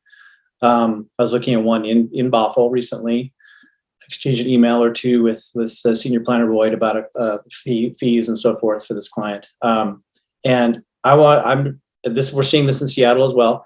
I just want to here to state that 10 may be a better idea, because it is really hard right now, even with this particular client who has a paid off piece of property in Bothell, to make even 6 units work at current market rate rents. So when you say you've got to make one of those affordable, it just means they won't build the project. It's enough to break the project. They won't get a loan. Yeah, the banks want to see a certain percentage over what the costs are to run that project to even loan money on it. And they have to get a loan to build it. So I see these numbers. I got spreadsheets I use all the time. And it is, the smaller the project, the harder it is to make the numbers work. So what you're doing when impact fees go up, and when you say one of them's got to be affordable. Now, I'm super behind affordable. I personally want to actually build affordable housing, but I just know what the numbers are like.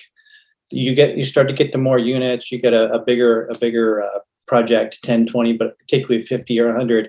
It's way easier. Each one of those affordable units at 60%, 80% AMI or something like that might have to, the market rate units might have to be a little bit more, $20, $30, whatever, to cover the ones that are reduced. Because you're basically saying one of those units is going to rent for less. It has to come out of something somewhere. All the numbers have to work or no one builds it. So I just really want to emphasize that. I see this, and the math is relentless. The fewer the units, the harder the math is to work. So 5 units, it's going to actually kill projects. I guarantee it. 10, you're starting to get a little more feasible. So there's a lot of, and then there's a reason that Master Builders has proposed that. They talk to people doing this like myself. I'm not a member, but they probably talk to a lot of people like me who are like, hey, we literally can't make this pencil out, so we're not going to build anything. So I just really want to impress upon people that that's a real issue if we want to see this stuff get built. Thank you, Commissioner Westerbeck. Other commissioners?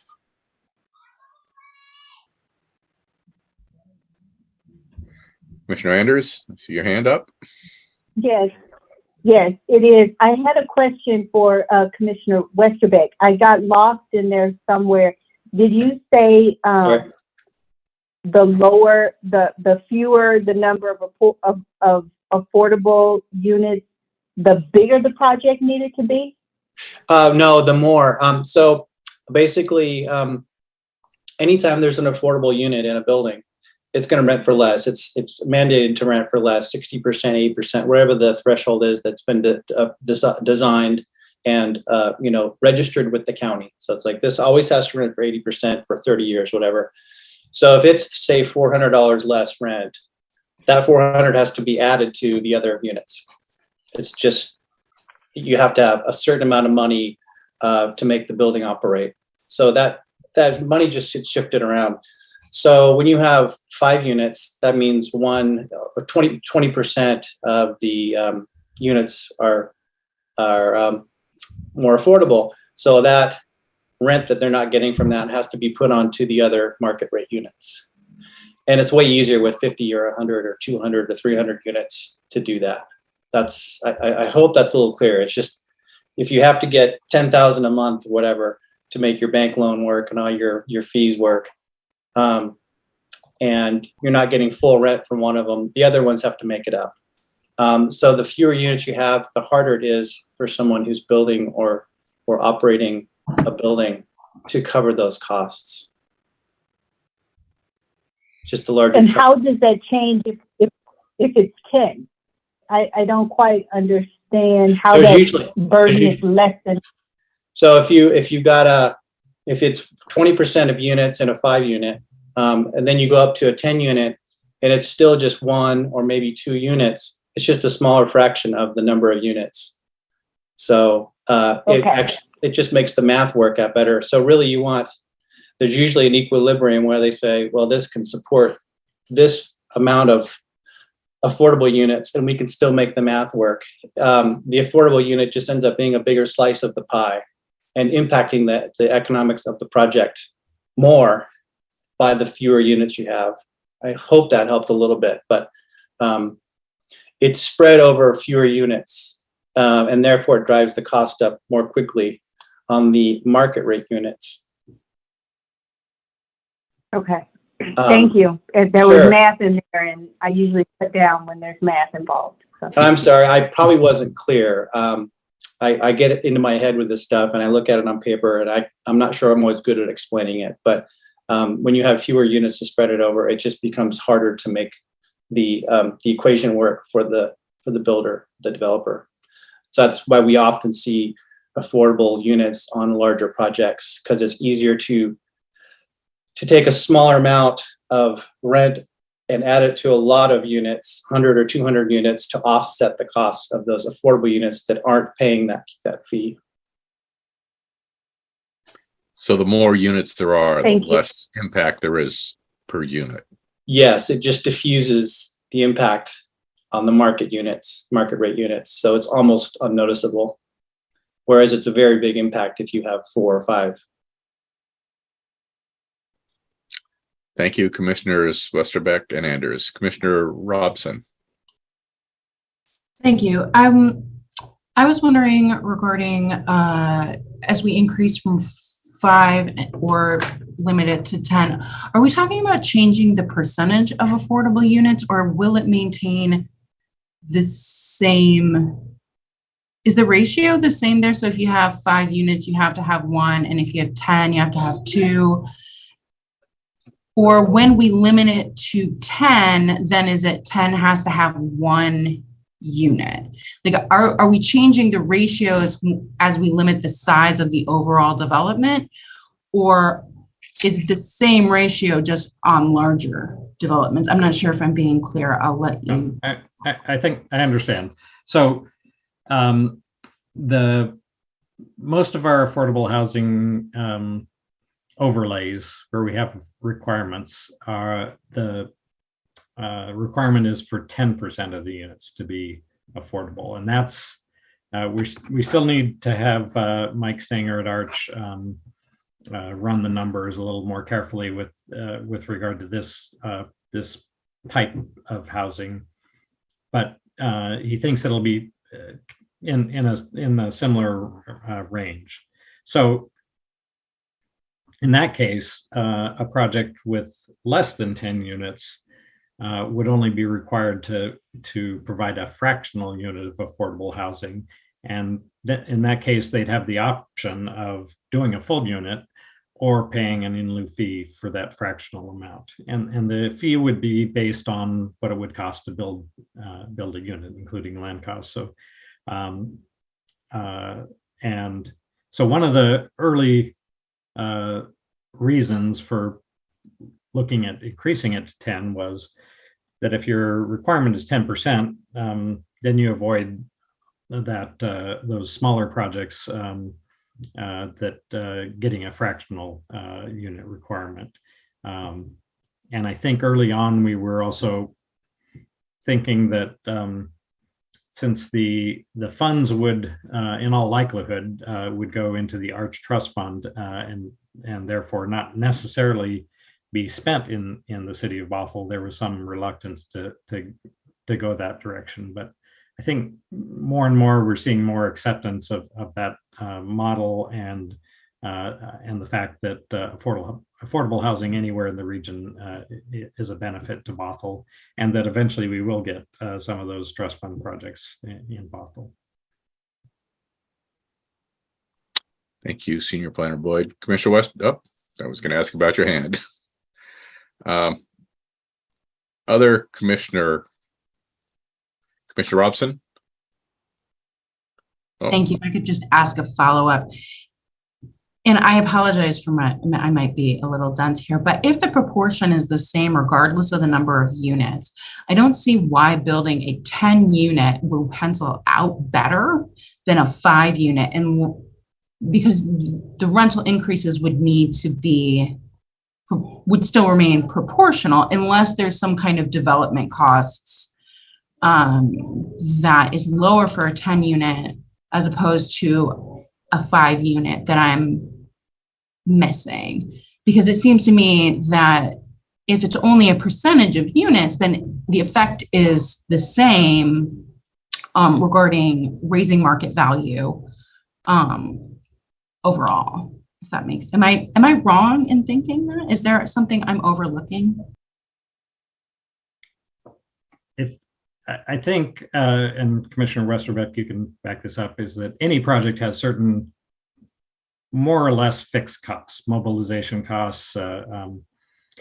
So a bigger project carries less of those costs. But what we can do, I'm certainly open to having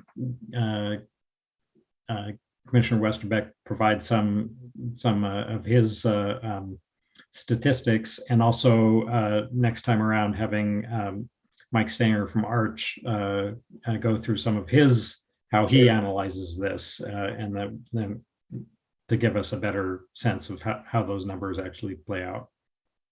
That's correct, though. You get economies of scale the bigger you go. So a 5 unit has to do really all the same things as a 10 unit because you're into the multifamily and sprinklering and stuff like that. But you'll get a lot of efficiencies by doubling the number of units. And then if you only have to have 1 unit, it's not too hard to offset the cost like I was talking about. And then if you just do decide to do 1 unit and a 5 instead of just the fee in lieu, which is probably a better deal, you are going to see costs go up because you're committing, again, 20% instead of 10%. And so your threshold's a lot higher. But you're right. If it can be kept proportional and it's a fee in lieu, just pure numbers like rent numbers, you're right. It should stay about the same. I don't think that would change tremendously. But you do get economy of scale the bigger you go. And that actually makes a big difference in construction. Thank you. Yeah, it makes sense. Commissioner Anders. Yeah, I just wanted to add, thank you, Commissioner Robson. Those questions completely made sense to me, and now I understand. I was confusing ratios with units, and the minute you started talking, I'm like, oh, that makes perfect sense. So now I get it. I'm on board. Just wanted to add that now I'm with everybody here. I know what's happening. My math teacher Thank clicking in. There you go.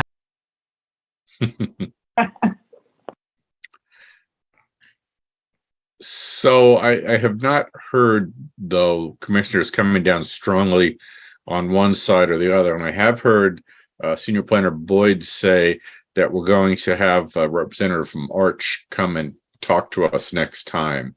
So this one might be better deferred. Is there? I'm okay with moving on. Now, we didn't talk about the first question, though, affordability to any new subdivision or only those that are, I don't know, you want to rephrase that, Dave? Well, should the affordability only apply to a subdivision that takes advantage of the bonus and includes middle housing? Or should we just say this is the requirement, it's going to be 10% regardless of what you choose to do. And I guess what we're trying to do is make sure that we get some affordability, even if a developer decides to only build single family homes. So Commissioner Curd, then Commissioner Dodd. Thanks, this is Karsten. I'll withhold my comments for the previous question, but this question, I'd say these regulations should apply to any subdivision that takes advantage of parking minimum reductions and or modifications to setbacks or building form. So if it doesn't, then I mean, I'm fine with keeping it the way it has been, but definitely for if we're adding development capacity, then there should be a commensurate response in affordability. Thanks. Commissioner Dodd. Thank you. I would love to hear from staff or even Commissioner Westerbeck about if I'm barking up the wrong tree with this, but I think an affordability requirement should just be on all new subdivisions, period. Like, we're in a housing crisis. We're in a houselessness crisis. We know that especially the big new single family home developments here, there is, you know, quite a lot of profit in that. I would love to see that in all new subdivisions, period. So unless I'm not considering it a downside, like, gosh, why didn't we do this, 50 years ago? I'm kidding, but like, yeah, let's do it. Thank you. Other commissioners? Commissioner Westerbeck. I swear I'll be brief. I concur with Commissioner Curd that I think it's fine to, I think if you're getting a bonus, yeah, you should definitely be building affordable. I think of the Portland program that we discussed in past meetings. You can do a 4-plex by right. You can go up to 6 if you make, I believe it's 2 of them affordable. And I'm not sure if that's 80% or 60% or what, but I mean, I think that's pretty reasonable. The costs aren't going up tremendously to do 2 more because they're already kind of, like we talked about, there's a certain economy of scale, but they do get 2 more units to rent out. So they can build more, but they've got to give something back to the community through affordable units. So I think that's a pretty good trade-off. So this would have the code incentivizing middle housing density, providing, and if those incentives are taken advantage of, then affordability should be included. That's what I'm hearing, and I think there's consensus on that. Is that correct?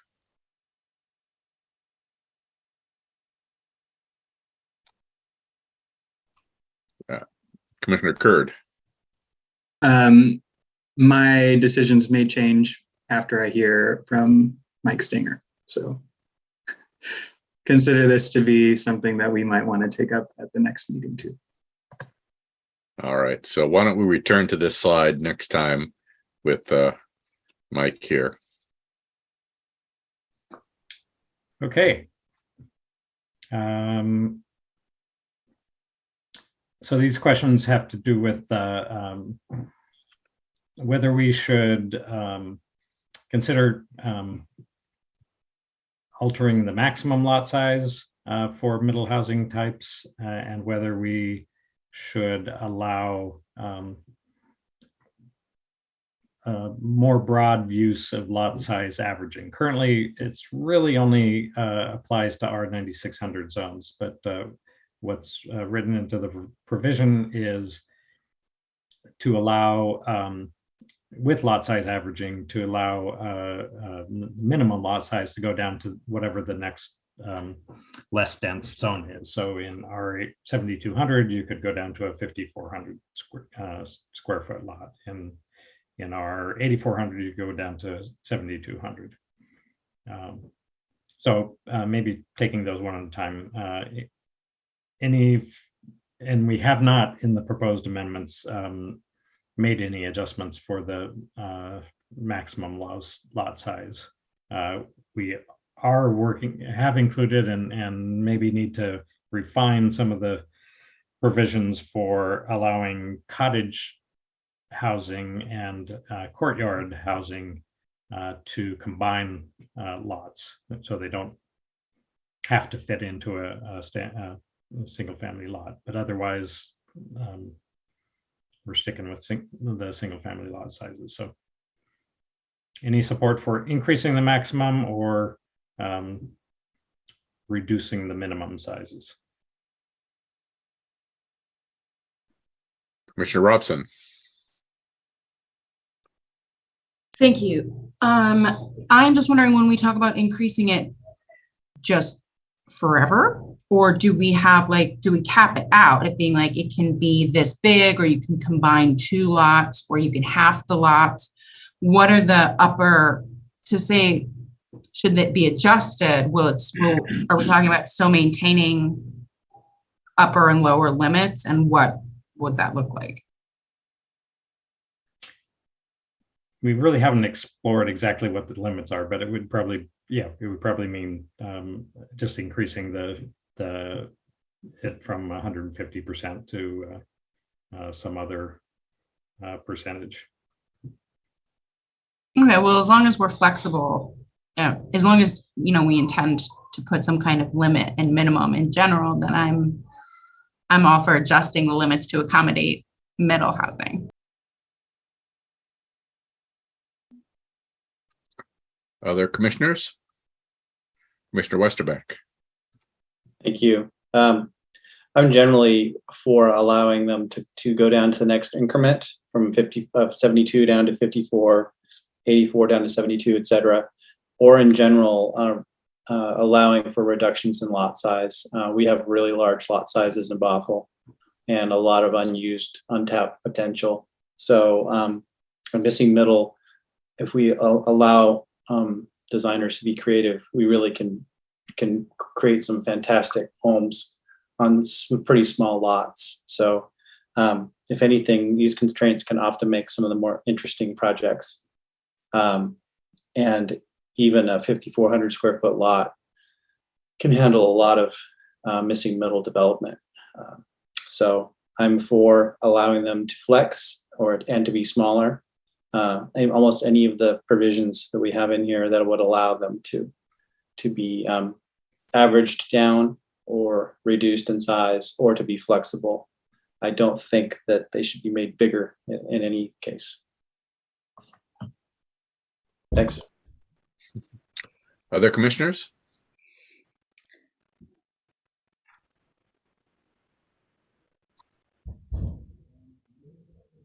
So, Senior Planner Boyd, do you feel like you've gotten some feedback here? Yes. I'm also sensing I think this is the last one, maybe a little bit of question fatigue. So let's wrap up. Before you go there, Commissioner Curd just raised his hand. I wanted to say that Commissioner Gustafson has been raising her hand. Oh, sorry, I hadn't seen that. Oh, Mr. Gustafson. thank you, Commissioner Curd. I realized that I should probably use the icon. I wanted to return to the question about using adjustments to minimum lot sizes or using averaging. When I was looking at the code and the averaging seemed to be a really good idea that would allow people flexibility, but also address the concerns of a lot of people who don't want too much massing in too big buildings, because there would have to be some space within the lot at any rate. And I wanted to see what other commissioners thought. Do you like that, or is that too restrictive? Commissioner Westerbeck. I'm sorry, I was supposed to have my hand down. I was actually reading some of the packet. Not a My problem. apologies. I'm also inclined towards the averaging. So with that, I think we were going to. Oh, Commissioner Andrews. I was just going to add that I'm inclined towards the averaging as well.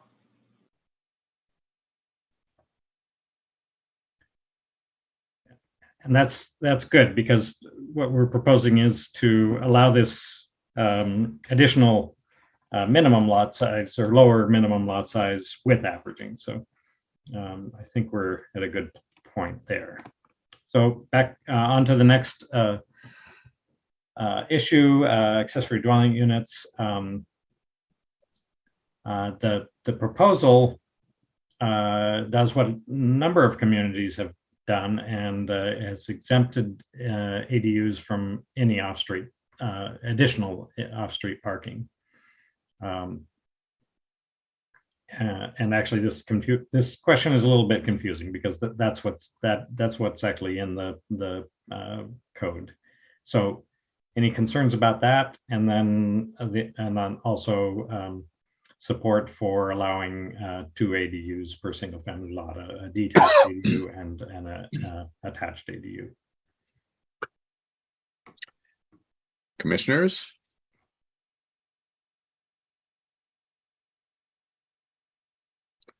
Commissioner Westerbeck. Okay, I'll kick it off again. I'm all for making the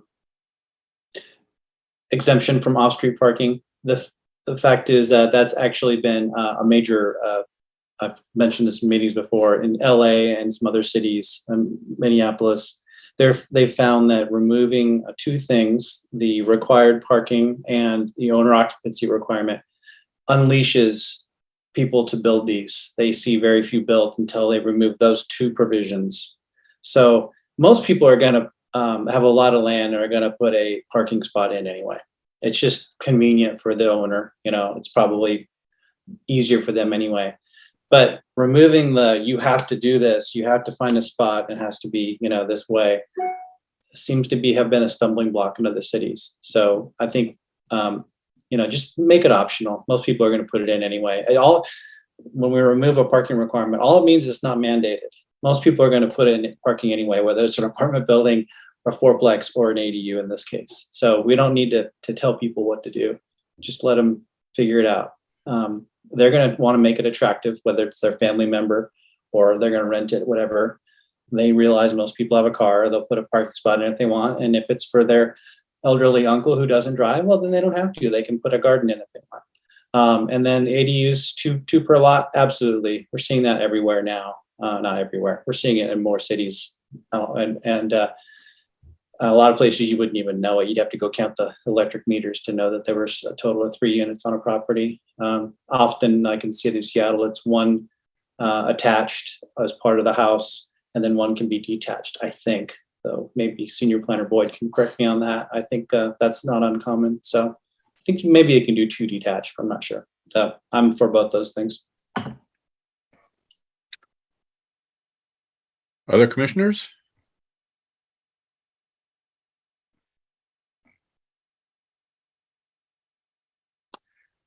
Commissioner Gustafson, is that a hand raise? Yes. Yeah, I'm Sarah Gustafson here. I've become a little more resistant to the parking issue, because I do believe that the cars will get parked in the street. The public benefit will get used by people for their private cars. This is a concern that came up so many times in the survey for ADUs that it's just really hard to set it aside. I also understand that making people build parking will also make the ADUs probably uglier, because who wants to see a parking space on a property as opposed to lawn? But I'm just feeling in my gut that we're not listening to people enough here. And I think there's been some really, really good things brought up by some of the older people living in the community that suggests that the half mile that's in the code right now might be more appropriate. Commissioner Dodd? Thank you. I think it's important to remember that we're talking about required parking, not what people will build. What I would build for an ADU here in very car-oriented Shelton View is different than what Commissioner Westerbeck would build right downtown where he is by the library. I think at a certain point, especially to make development more affordable for homeowners who want to stay in their house and add units, I think we need to trust them to make this decision. If I were to build 2 ADUs with no parking, it would be very hard to rent them out. There's no street parking where I am. There's not a lot of street parking in a lot of the places I've lived in Bothell. The street I grew up on and the street I live on now, you weren't allowed. They're not big enough. So we're talking about certain areas with street parking, and I'm not convinced that it's more than just people being annoyed at people already parking in the street near them if they have that kind of neighborhood, at which point the city can address that in a different way. I don't think restricting the way that we what we would require for ADUs is the answer there, because that's not really addressing the root of the problems. Yeah, I don't think I've heard a lot of the complaints about parking, and it's usually rooted in a situation that already exists. And again, at what point are we going to allow folks who want to stay in their home and add a unit for a grandma or an uncle? Or I always think of my brother who is disabled and can't live alone. We just need that flexibility. I think we can trust people that if they're going to rent it out to whoever can pay the rent, they're going to want to get the most rent for it, which means if you're in a car-oriented part of the city, that's what you're going to build. So I would also, that's a lot of rambling to say that I do think that ADUs should be exempt from required off-street parking, and that folks should be allowed to decide based on where they are in the city and who they're renting to and why they're building it, if they need parking for those units. And I would support 2 per lot as well. I think one of the struggles I've heard from a lot of folks is that building 1 ADU can be sort of cost prohibitive. If you want to, let's say you have a large lot that could support 2, go for it. Like, those are more units that people can use, or that's family you can house, whatever you're doing it for. So that's my take on both of those. Thank you. All right. Thank you. Commissioner Curd. Thanks. My 2 cents on this issue. Having just moved to a neighborhood that does have regulated parking, the only one in Bothell, it's unconscionable to me to legislate mandated parking minimums just because of a lack of enforcement. When we turn impervious surface over to parking on people's private properties because of a mandate, it will never become pervious surface again. And that's hot water runoff that's traveling into our streams, that's exacerbating heat island effect, that is reducing tree canopy coverage. I'm totally against mandating on-site parking for ADUs, especially because of their small size.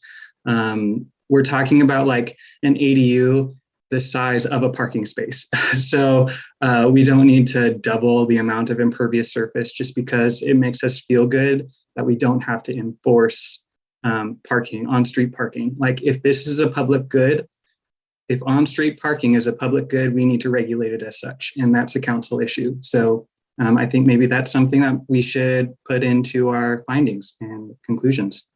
Thanks. Thank you, Commissioner Curd. I've expressed my opinion on enforcement on other meetings as well. Commissioner Gustafson, is your hand still up?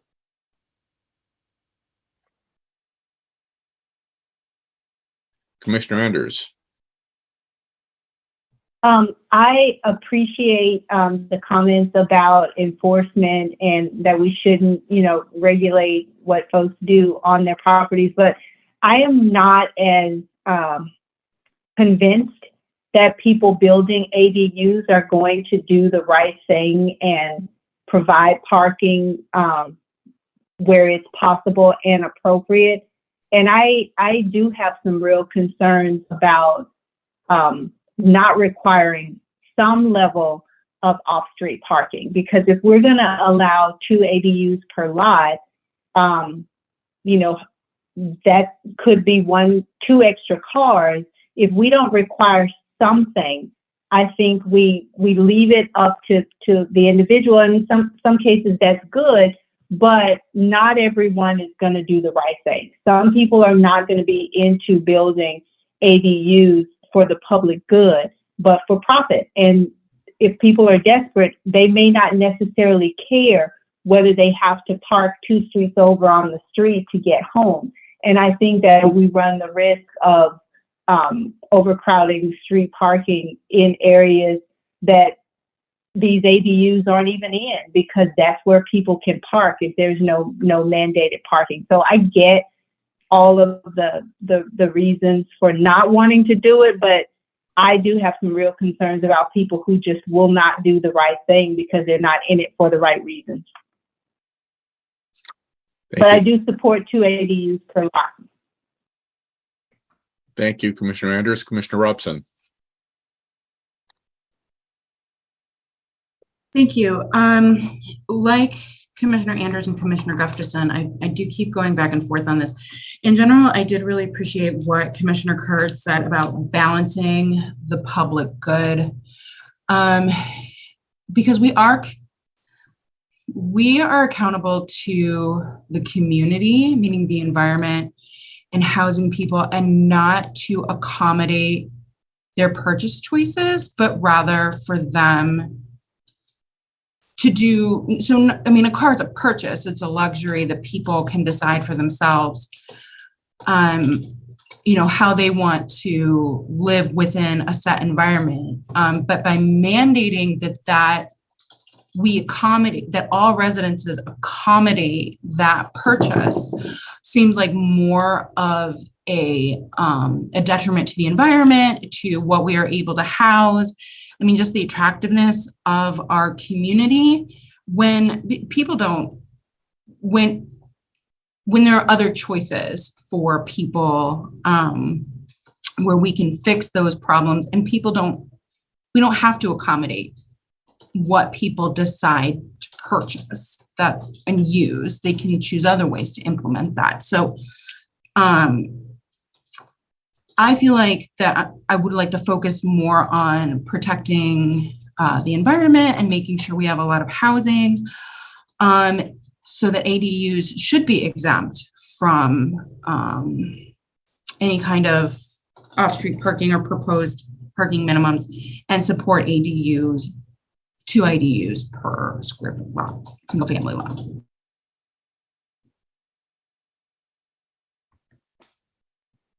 Thank you, Commissioner Robson, Commissioner Dodd, and then Commissioner Gustafson. Thanks, Chair. I wanted to circle back on one point, which was the potential of ADU occupants using street parking in the neighborhood or not. It's important to remember that everybody that lives in Bothell pays money toward maintaining our streets, including our street parking spots. There's no extra tax if your road has street parking. I don't get a discount because my road doesn't. Renters pay a rent that helps their landlord pay their property tax. It is a public service for everybody, whether they rent an ADU or not. So talking about, especially when we talk about renters might do this, renters might do that, homeowners do that today. And I think a lot of us agree that there's a lot of ways the city could perhaps improve enforcement and the way that our street parking is managed. But to say that this is going to be a problem because of the renters is really a perspective that I would, it gives me great pause.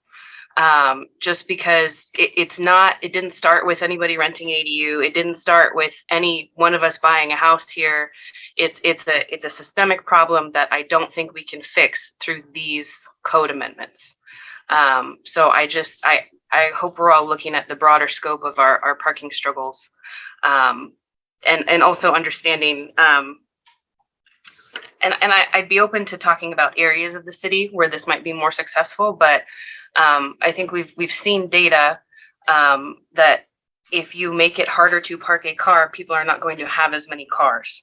And so, Commissioner Gustafson mentioned the within half a mile of transit. Like, that's something that I think makes total sense, especially as we're on sort of a trajectory to reduce car usage as we talk about this stuff.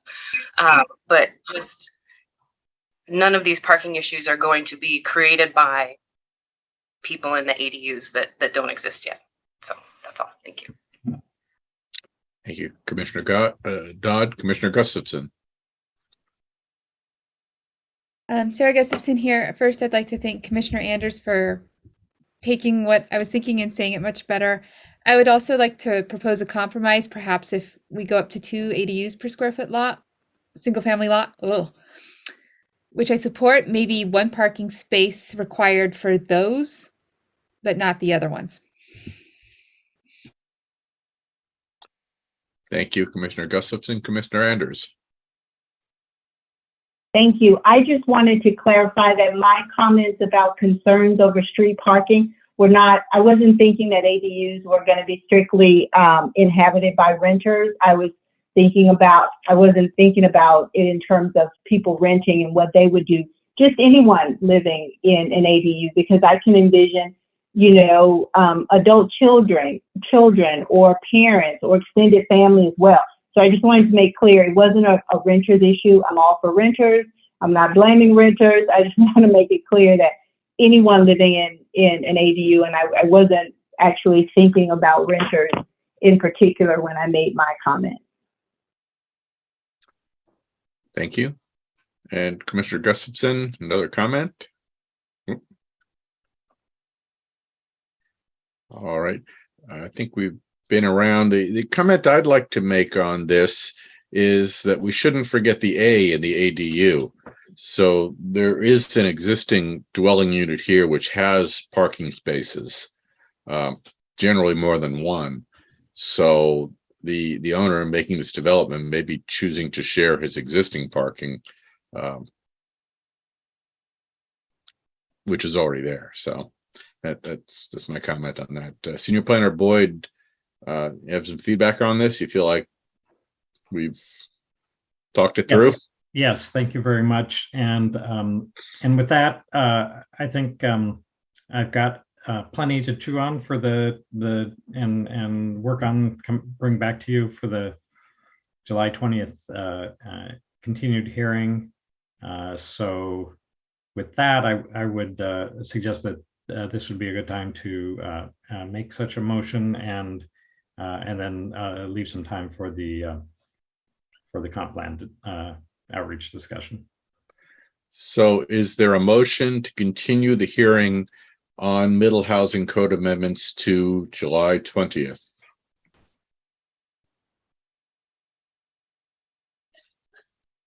Commissioner Dodd. Thank you. I failed at doing the raise hand thing. That's hard to remember. I move to continue the public hearing to July 20th. Okay, it has been moved. We continue the public hearing. Is there a second? Commissioner Anders. I second the motion to continue the hearing till July 7th, or the 20th. So it has been moved and seconded that we continue the hearing. At that continued hearing, we will take any additional public comment which is generated. We will review the draft findings and the code amendments and have further discussion. So any other discussion on that motion? Seeing none, all in favor of continuing the hearing to July 20th? And I see a consensus. Commissioner Gustafson, yes. I see all of us voting to continue the hearing. So Senior Planner Boyd, thank you for your presentation on this. I had a feeling there'd be a lot of discussion. I think we left you with a lot of work to do. in the time between now and then. So we look forward to hearing from you again on this. Thank you. With that, our next agenda item is a study session on the 2024 Comprehensive Plan Update Scoping and Engagement. And I believe Senior Planner Lamb will lead us on this one. Yep. Good evening, commissioners. Nice to see you all again. And give me a second while I pull up the presentation for you all.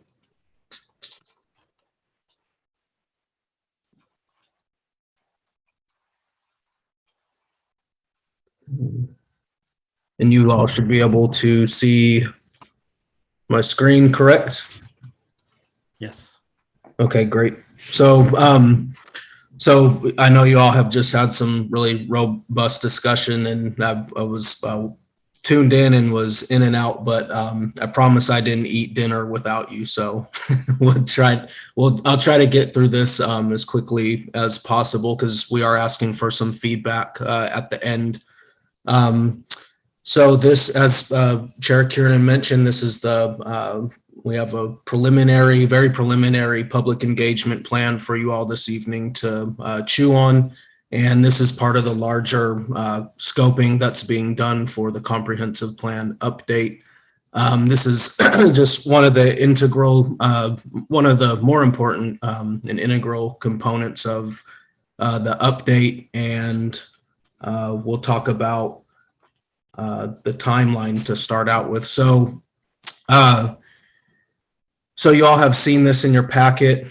This is our timeline where we're outlining our major milestones for the comp plan update. And we have public engagement starting in Q3 of this year, so actually very soon, and going through the length of the update to the end of 2024. Starting in Q3 pretty soon, we're going to be starting with public education. So we'll talk about what that looks like and how we're going to do that and facilitate educating the public about what the comp plan update even is and how they can be involved and how they can provide some feedback. And the other thing to mention is that sort of concurrently with, as we're educating the public, staff and the city is going to be doing plan evaluation and assessment of our current plan, looking at what we've been able to implement to date, applying an equity lens to those elements that we have in our comp plan, and also making sure our development regulations are consistent with what we said we wanted to do back in 2015. And the idea here is that as we do this assessment, that's going to help inform our discussions and help provide additional framework for the upcoming discussions that we'll have with the community when we're asking for their input for how to update those elements. So it'll just provide some additional information for where it's a good place to start. I did forget to mention, for any viewers who maybe are just tuning in and getting up to speed, we did hold a study session with Planning Commission about this time last month. And so you would want to access that packet, the Planning Commission packet and agenda that's available online, to see what the scope of work involved for the plan, for the comprehensive plan update is. We broke it down by element for what our mandates are, for what some of the work is that we have to do, and then also provided some direction from council on what they'd like to see us do for that. So that's good reference and background material for how we've gotten to this point. So we've identified some key messages that we want to be consistent with throughout the engagement process. And one is growth and change are inevitable, and that Bothell is a core city and within our regional geography. And as such, we've got a little bit more responsibility than some other jurisdictions to accommodate our growth in our centers. And so that's just one thing to keep in mind as we move through the process. Second message is that although growth is coming and we have to accommodate it, it's a very good opportunity to reinforce our identity in the region, and also to incorporate new trends and demographics and how the city has changed since 2015. A third message is that we're obviously going to be committed to being transparent throughout the entire process, and we're determining the best way to do that right now, and we have landed on using a online portal such as Citizen Lab. I think we're still working out whether that's going to be the actual platform, but this would be to create unifying messages, have one place where the community can come and get real-time updates about where we are with the update process, and we'll talk a little bit more about that as well. The city of Seattle has used it, as well as many other jurisdictions, and it provides like real-time analytics and for survey results and other aspects of the comp plan update that the community would be interested to read about. And then the final one here is that we want to close the loop. Part of that transparency is letting the community know what input we used and what we heard from them and how we used it and where we used it. And we can do that by summarizing that as well comprehensively at the end of the update. I wanted to talk about some challenges, some potential challenges, and some potential ways to mitigate those challenges for public engagement. So we've got 4 here. One is misinformation. I mentioned unifying messages and having main sources of info where people can come and get a consistent message, and that would be that online platform for the most part, as well as another domain like imaginebothell.gov or the like.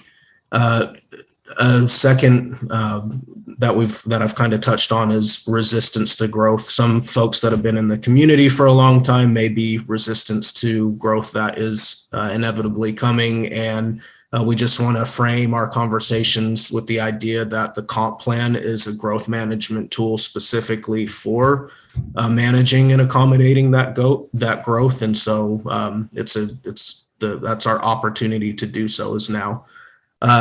The third is I think we need to make some distinctions between state and regional mandates versus city specific issues early on in the process, and case in point with middle housing. So we've got some state mandates to provide affordable housing for people who have a countywide share of affordable housing that we have to provide. That we'll be on the hook for, and council has directed us, and you all have clearly directed that middle housing is one tool in the toolbox to help get that affordable housing or some of it. And so those distinctions will be important early on to frame our discussions. And then, of course, resource constraints, knowing that we don't have all the money in the world or employees and staff time. And so coalescing around some priorities early, and then maybe pausing through the sequence of the update to make sure we stick to those priorities and use those resources efficiently. I think before we pivot here into looking into our topic buckets, as we're calling them, we've identified some key stakeholders. I'm not going to read down the list here because it was provided in your packet, but maybe if there's any other groups or target groups that you want to identify that haven't been here, that would be great at the end of our discussion. And then we've also proposed some engagement methods. The first one being the obvious digital form that I've already touched on, print in the form of brochures and the like, and any way to disseminate information about the comp plan update via posters and at community events. And then the third is interactive And this is, depending on CDC guidelines at the time and per, the pandemic and what we're able to accomplish face-to-face and in person. And that would entail one-on-one engagement, open house meetings, maybe even door-to-door outreach if that's what's needed to be able to get people to participate. And also going to some of these community organizations in the community and religious institutions and going to their space when it's convenient at their time and garnering feedback for some of our efforts. And so before we start to talk about how we're going to sort of take bites of this elephant, and the comp plan is obviously a very complex project spanning across a couple years. And so we need to be able to start to categorize and compartmentalize how these topics that we're going to be talking about over the next couple of years, how to have meaningful and effective discussions about how to move forward, and so that we don't get caught too in the weeds and the scope isn't too big. We'll have to narrow the scope for some of these topics. So I just want to pause there and see if there's any feedback or questions before we get into that. So commissioners, any feedback for Senior Planner Lamb? Questions? Commissioner Curd. Hey, this is Karsten. Thank you so much, Senior Planner Lamb, for your presentation so far. I'm really enjoying it. As someone who works on comp plans in my day job too, this is really exciting. One thing that I wanted to just call special attention to is I really appreciate how you're addressing some of the potential challenges right up front, and understanding that in our social media age, it's really easy for information to kind of get misconstrued or miscommunicated. So I think having a portal is really critical. I think having a portal as soon as possible so that some of that information can start to be housed is also critical. So yeah, keep us posted when that happens, and we can start to communicate that to some of the networks that us as commissioners are a part of.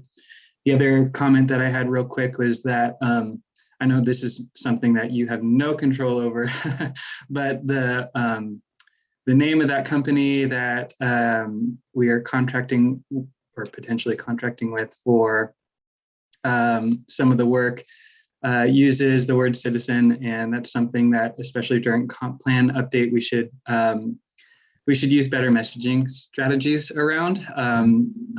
Okay, I see that there's other commentary, and so yeah, great, thanks. Yeah, this is Sarah. I was just going to say that's just the name of the company itself, and they actually started in Europe, where the term citizen is used differently. And we would not be using anything that has that in the domain or anything like that. Everything will be Bothell, let's say Bothell branded. So yeah, excellent. Thank you so much. Yeah, the organization itself is really great, and the platform is very cool. I'm waiting on a couple final, this is probably way more information than y'all need. I'm waiting on a couple final things internally to be able to press go. But as soon as we press go, that'll be my #1 priority, and we'll work as a team to get all this comp plan and FAQs and middle housing stuff there in one very user-friendly space. Well, great. Speaking for the rest of the commissioners, we would look forward to hearing when that occurs. So thank you. Other commissioner feedback at this point, or should we have Senior Planner Lamb continue his presentation? Seeing none, Senior Planner Lamb. Okay, we'll continue. Okay, so moving on to the topic buckets that have been proposed by staff. As mentioned earlier, we'll sort of need a way to frame our discussions as we begin to engage with the public about how we want to update all of our elements. And so we ended up on these 7 here: housing, land use, diversity, equity, inclusion, economic development, human services, climate change and resiliency, and transportation. And so we'll be posing some questions at the end of the presentation to see if you all are in agreement with those buckets. So I'm not going to read down the list again, because again, this was in your provided in your packet, but we really need to think about some of these buckets have topics that intersect with other topics in other buckets and are very broad, like land use. But there are some more standalone elements in our comprehensive plan. And I think the historic preservation element was one example that we used in your agenda packet.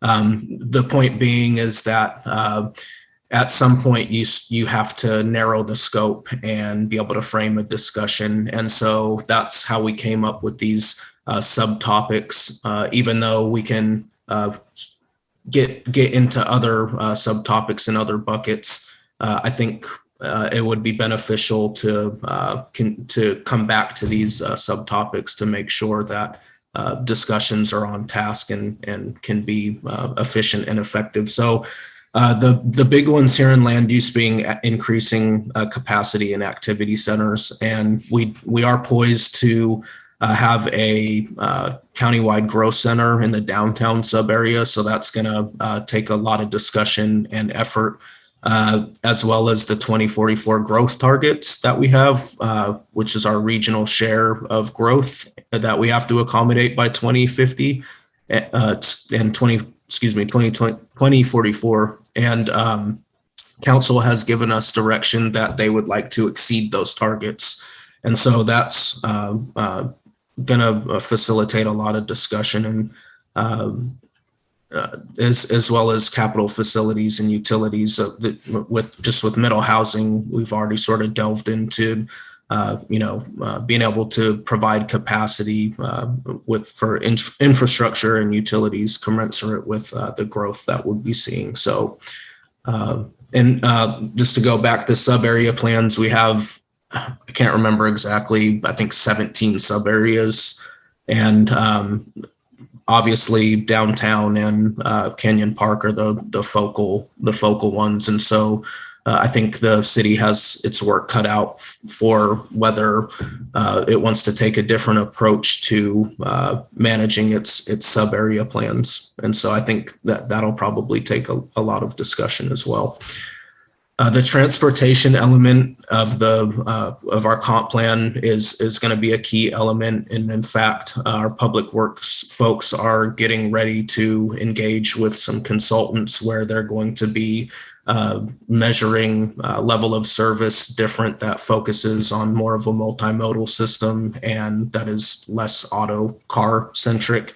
And that analysis and the findings and new methodology will be used to inform the land use analysis that has to be done as part of the update to be able to generate some alternatives for the city to come into an accord for. And so this is going to be a major effort.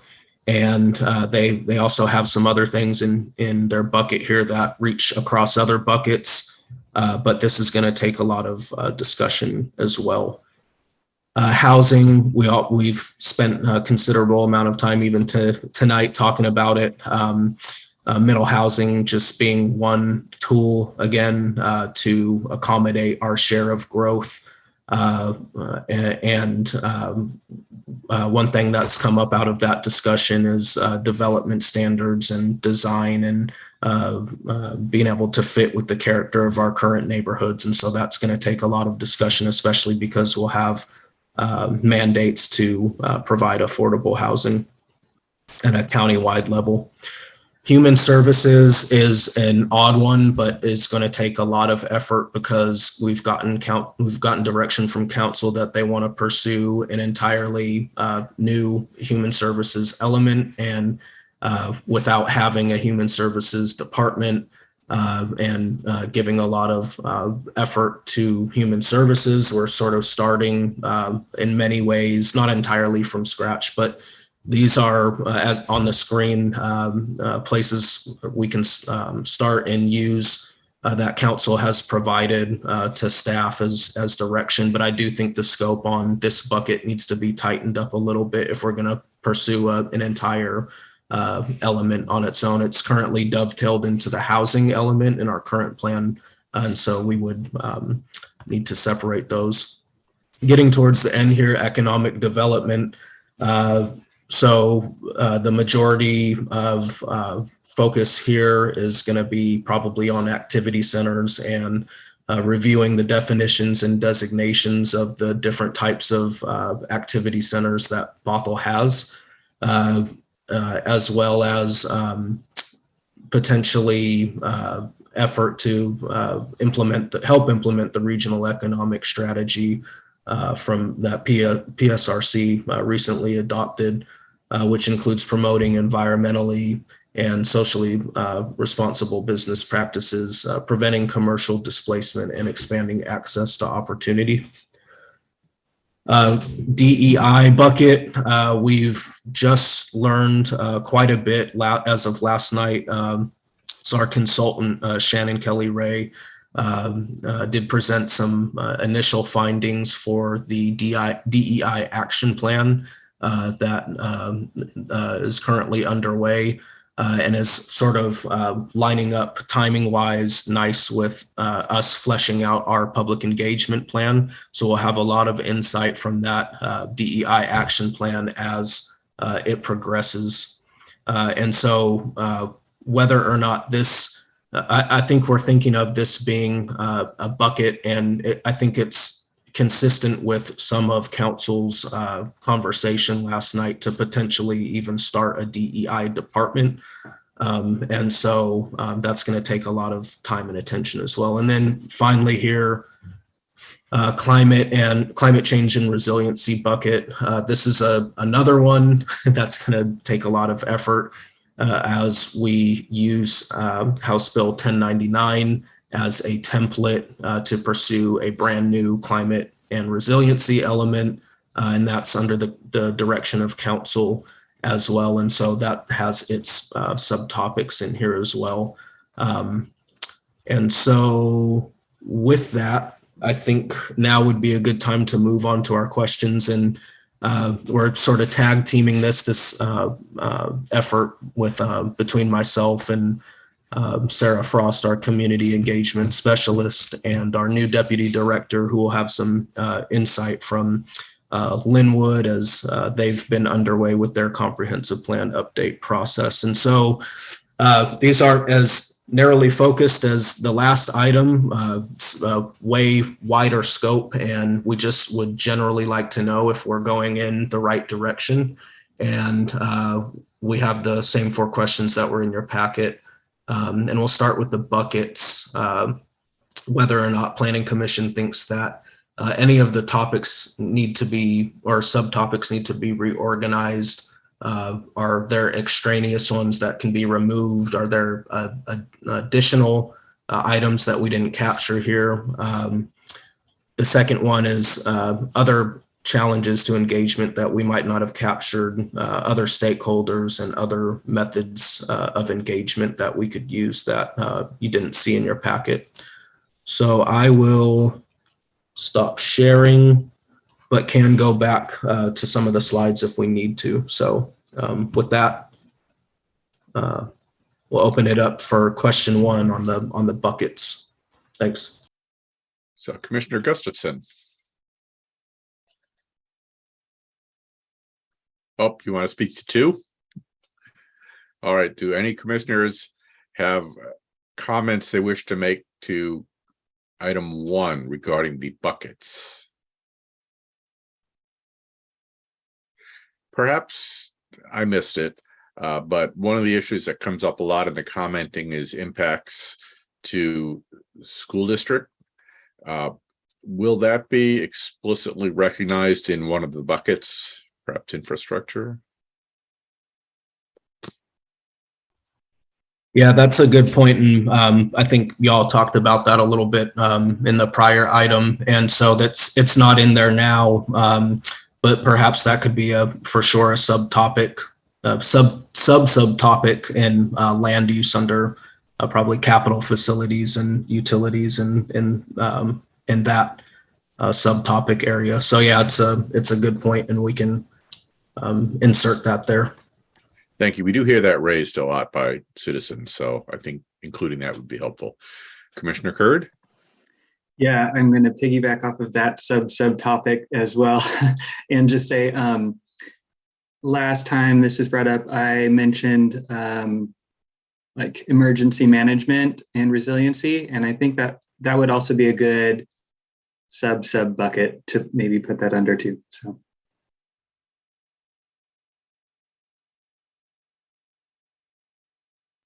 Yeah, I remember you bringing that up, and that's a good point. I'm wondering if that would go, and maybe it's not a question that we have to answer tonight, but would it go under human services under that, in that bucket, or under climate and resiliency?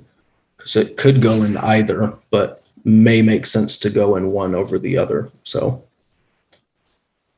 something to food for thought. And Nathan, I could add to that it may be that some of these things belong in both. So, I mean, diversity, equity, and inclusion is a good example of one that should be or could be embedded throughout the plan versus its own element. And so some of the things around resiliency could be something that fall into human services, but also fall into climate change just based on impacts. Thank you, Deputy Director Winchell. Other comments on buckets, sub-buckets, topics? Okay. Seeing now, why don't you remind us what topic 2 was, and then Commissioner Gustafson will jump in and make a comment on it.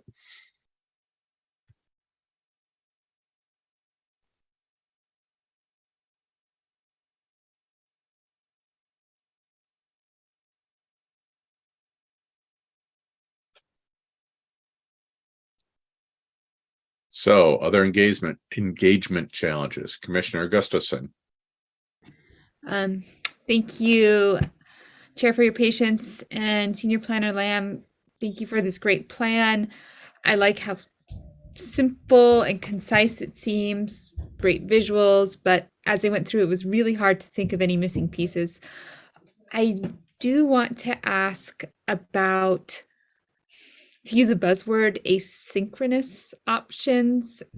Is there any way that when discussions about the comp plan come up, that people could maybe record their comments, and then maybe the city council could play those comments at a meeting, as opposed to the people having to show up at 6 p.m. and then wait half an hour to an hour to make comments? Any other methods of using asynchronous communication with the portal that you might have in mind? And perhaps Community Engagement Specialist Frost might comment on that. Sure, totally. I think part of that is done by always allowing written comment. So people are always allowed to make written comment whether or not they can attend or not. And I know written is not the same. I know that is not exactly answering your question. So I'm acknowledging that is not the answer. It is part of it. And I know that there are going to be ways to do that on the portal. So I'm hoping that there's going to be different opportunities for us to have either virtual or in-person events that are at different times and in different places, so that people don't have to come here, or it might be in the middle of the day on a Tuesday, or it might be first thing in the morning, or it might be a Sunday afternoon. So those are going to be happening more often because not everyone can attend at 6 o'clock on a Tuesday or a Wednesday or whatever. And it does take a lot of time. So I will work on that. I don't have a solution right now, but I will work on that. Thank you. And thank you too for all your hard work on this great plan. Seeing you and Senior Planner Lamb come together on this has been awesome. All right, other commissioner comments on potential engagement challenges? I will say, I think the letter that we approved last meeting does go to some engagement challenges, discussing the need to get the renter community involved and how difficult it is to get into that community. I did present that to council last night, and they were receptive to that. So we've raised that issue very early in the process, and I would expect, given some of the feelings amongst the group, we will continue to be sure that issue is addressed as far as engagement. Mr. Westerbeck. I would echo that. I just can't help but think about, and I commented on this earlier tonight, of course, the heavy representation of existing residents and homeowners and so forth. And that's the same, slice of people who will comment on the comp plan. So it's going to be heavily weighted towards sort of status quo. And, there's value in the status quo. I get that. But we really have to, like with the renter emphasis and North Shore School District, like maybe the students themselves, just hope we'll be thinking about the people, the future Bothell residents, people who are going to be coming or who are up and coming, who are young now, and they're going to be living this comp plan in the years to come. So I just think that's so critical because we're all focused on the way we live our lives now and the way what we're used to, and people in 10 and 20 years are going to be living differently, and they really need to be, we need to hear from them, not just the same old, which would include me. I'm always one to chime in, but I want to hear people who aren't me. They're not my demographic. All right, other comments on question 2, or shall we move to question 3, missing stakeholders? And I did hear Commissioner Westerbeck refer to other stakeholders, the young. So how we can reach out to that group. Other commissioner comments on stakeholders? Commissioner Gustafson and then Commissioner Dodd. Thanks. Sarah Gustafson here. I was wondering if community engagement specialists or the planning staff have met with the DEI committee yet. Sorry if I've missed that in the earlier presentation, to get a list of contacts and present the general idea and get some feedback on stakeholders.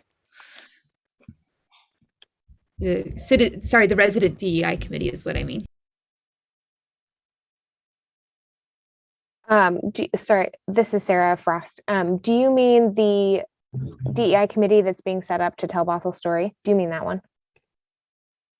Great clarifying question. I don't think so. I think there's a DEI advisory committee of about 20 people who are residents who are selected in January. Okay. And yeah, those folks. Yeah. So I haven't connected with them personally yet. Nathan, I don't know if you have yet. It is something we are planning on. So we haven't done it as of yet. It is in the plan. We also already have a pretty good running, not fully comprehensive, in progress, ever evolving list of community contacts that have been developed over the last couple of years of people in the community that are those stakeholder community groups. So we'll be utilizing that and building upon it and learning more and adding to it. So it's sort of a never ending process in a good way, meaning we get to keep growing that list, which is very cool. But no, we haven't met with them yet, but it is in the books, in the works. There we go. Thank you, Commissioner Dodd, and then Commissioner Robson. This is pretty quick. So 20 years ago, I went to Bothell High School, and there were a lot of different classes. And some of them, as far as engaging young people, I think there are probably classes and clubs that deal with whether it's government, the environment, that kind of stuff. That seems like a great way to talk to the youth, quote unquote. Not being one, maybe they don't do that anymore, but that's super random thought. Thank you. No, that's good. I'd like to answer that if you don't mind. This is Sarah Frost again.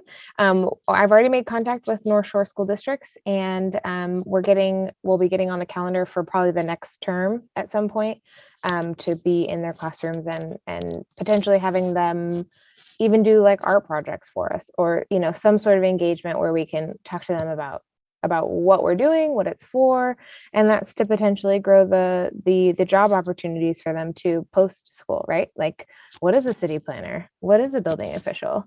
What is a planning commissioner? So that'll be a really fun project, and we may rope some of you into that. We may have voluntold some of you.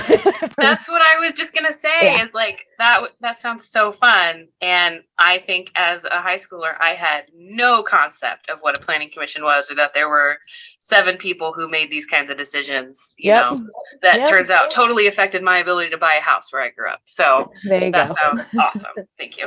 Yep.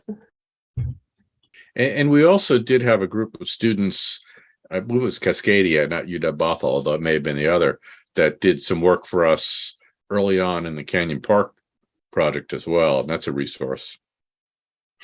Yep. Commissioner Robson. Thank you, Chair.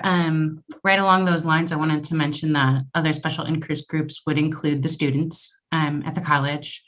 And then we have a growing senior population as well that I think that we probably want to give them, more input in as a special focus groups. I noticed that interest groups is one of the categories, and I just wanted to make sure that seniors and students and people living in mobile homes also are noted in those interest groups. Mobile homes being a unique category in there, both owners and renters.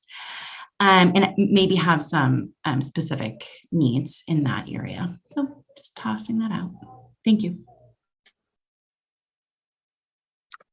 Other commissioner comments? Commissioner Curd. Hey, this is Karsten. If we're moving on to the other point about other stakeholders, I'd include transit agencies, and that probably is in with the utilities, but just worth mentioning.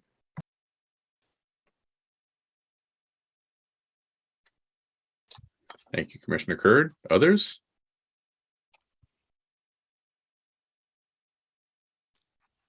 Well, Senior Planner Lamb, you got a lot of feedback. I think we gave you a little bit of feedback on each of your questions. Is there anything else related to those questions, or was there something else you'd like to share with us? No, I think y'all covered them pretty good. The last one there was other methods of engagement, and Commissioner Gustafson did provide one for us to think about. So unless anybody has any other thoughts or comments, we will take that feedback, especially with regard to the stakeholders, and add that to our list and move forward. Yep. Commissioner Dodd may have just thought of something. Okay. I've had this one in my back pocket for a while, but it seems like a good time to bring it up. Our public notice boards are a little dated in font and style, and we could totally spice them up and make them very obvious, and then it could be like, talk about the capital facilities plan. So you could bring us into this century and put focus on the capital facilities plan. No offense to anybody who designed those, who may still work for the city, but I feel like they've been the same since I was a kid. So, yeah. Could use some new spiffy boards for sure. I have lots of thoughts on colors and fonts that I will spare you for now. For now. Okay. Right, thank you very much. All right, Senior Planner Lamb. Thank you for your presentation on this. It's an extremely important topic, a lot of interest amongst us. We look forward to continuing to hear about this project as time goes on. And with that, anything else? Yeah, I now is probably as good a time as any to make an announcement. It's a bittersweet one, but I have decided to take a position with OTAC actually that was offered to me, and I wasn't looking to leave Bothell, but an opportunity came up and I decided to take it. So I just wanted to say how much of a pleasure it has been to work with all of you and to get to know you a little bit. I wish we could have met in person. And I wish I could have spent more time in Bothell, but I've enjoyed every bit of the time that I did get to spend at City Hall, and I look forward to just checking in and seeing how you all carry the work forward. I appreciate all of the grace as I was getting up to speed, coming from another region of the country. And we have some good folks at the city. I've especially been appreciative of our director Mike Catterman before he left, and Dave Boyd for taking a mentorship role, and just all the support that I've got at the city and from you all. So sad to leave. I'll be in the Redmond office with OTAC, so I won't be too far. And I'll send out a message is what I'll do before my last day with my personal contact info. So if anybody ever wants to reach out, I'd be happy to hear from them and keep in touch. So I just wanted to say thank you. Appreciate you all. Well, I'm going to give the commissioners an opportunity if they'd like to share a few words. I see Commissioner Dodd's hand went up quickly. Yeah, I thought I was done talking, but you got me, Nathan. Thank you so much for your work with the city. It's been great to work with you. I was just thinking, and I never got to meet you like in person. So I won't hold it against you. We're only a short trail ride away from Redmond anyway. So thank you so much. I really appreciate your time here. Commissioner Westerbeck. Thank you, Chair Kieran. Well, Nathan, I wish you the best, but I will miss you. I think you're a really skilled planner, and Bothell was really lucky to have you. And you were just getting up to speed, and I liked your presentations. You presented things really clearly. And anyway, OTAC's they're scoring you, but I'm sad we won't have you on the job. So I really appreciate all the work you've done. Commissioner Curd. Great, thanks. Yeah, I echo all those comments. Congratulations on starting a new job in the pandemic, which you have practice with now. So yeah, I'm excited to see you work for OTAC and maybe work on city stuff in the future from the other side. So congratulations, thank you for your work, and best of luck. Thank you all for the kind words. I know I was just getting in a rhythm, right? But yeah, hopefully I'll see you all again, and we'll get to partner up on some future projects for sure. So thanks again. And I'd like to echo what all of my fellow commissioners have said. It's been a pleasure working with you, Nathan. And I share your regret that we didn't have face-to-face interaction as opposed to Zoom. But I think you've got a very bright future ahead of you. Judging on the great work you've done thus far, I think there's more to come. And again, congratulations. Bothell's loss is OTAC's gain and perhaps the region's gain. So thanks for all the work you've done so far. And I think I saw Senior Planner Boyd's shoulders sag a little bit with some extra weight being shifted that way. At least, hopefully, for a very short time. No, Dave's the man. Senior Planner Boyd is the man, and yeah, he's been a great mentor and a great friend as well. So throw anything his way, and he'll take care of you. So thanks again. I appreciate it. All right, I think that brings this study session to a close.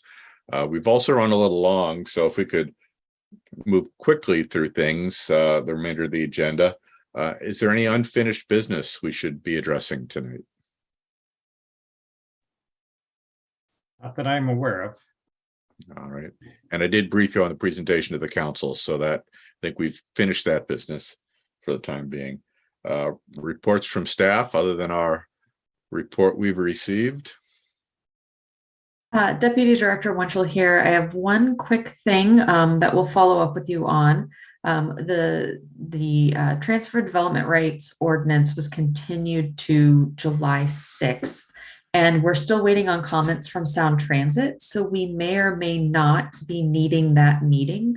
So we're going to talk to our deputy city attorney and see if we can cancel that meeting and continue to a date certain, or if we'll need to hold that meeting so that we can open the public hearing and continue to a date certain. So we'll hopefully get an answer for you all that is slightly less inconvenient than opening up a meeting to continue it. But we'll let you all know what we need to do to continue that meeting. And it may be that there's some update we can give, but also wanted to give you all that heads up. Yes, we did have a motion continuing it to that date, so we need to address that. So, all right, thank you. And that's it for the staff updates. Any reports from members? Brief, recognizing the hour.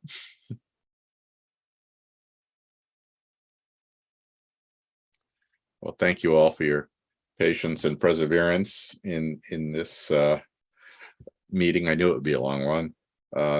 Any other items to report to council? As I said, our last one was reported. I think it was received pretty well. There was some discussion, and they heard what we had to say. So, seeing no other reports to council, is there a motion to adjourn tonight's meeting? Commissioner Dodd.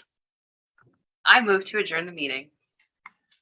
Commissioner Curd. I second that motion. All in favor of adjourning tonight's meeting? I see all the commissioners concurring with that motion. There being no further business, then this meeting is adjourned at 9:15 p.m. Our next meeting is tentatively scheduled for July 6th, although we heard that there may be some circumstances that meeting might not occur, so stay tuned. Thank you all, and farewell, Senior Planner Lamb. We've enjoyed working with you. We'll miss you and wish you all the best. So, good night, all. It's you. I feel lucky. I was one of the few people who got to meet you in person now, Senior. That's Planner. right. That's right. Thanks again. Take care, everyone. Care. Good night, all. Everyone. Good night.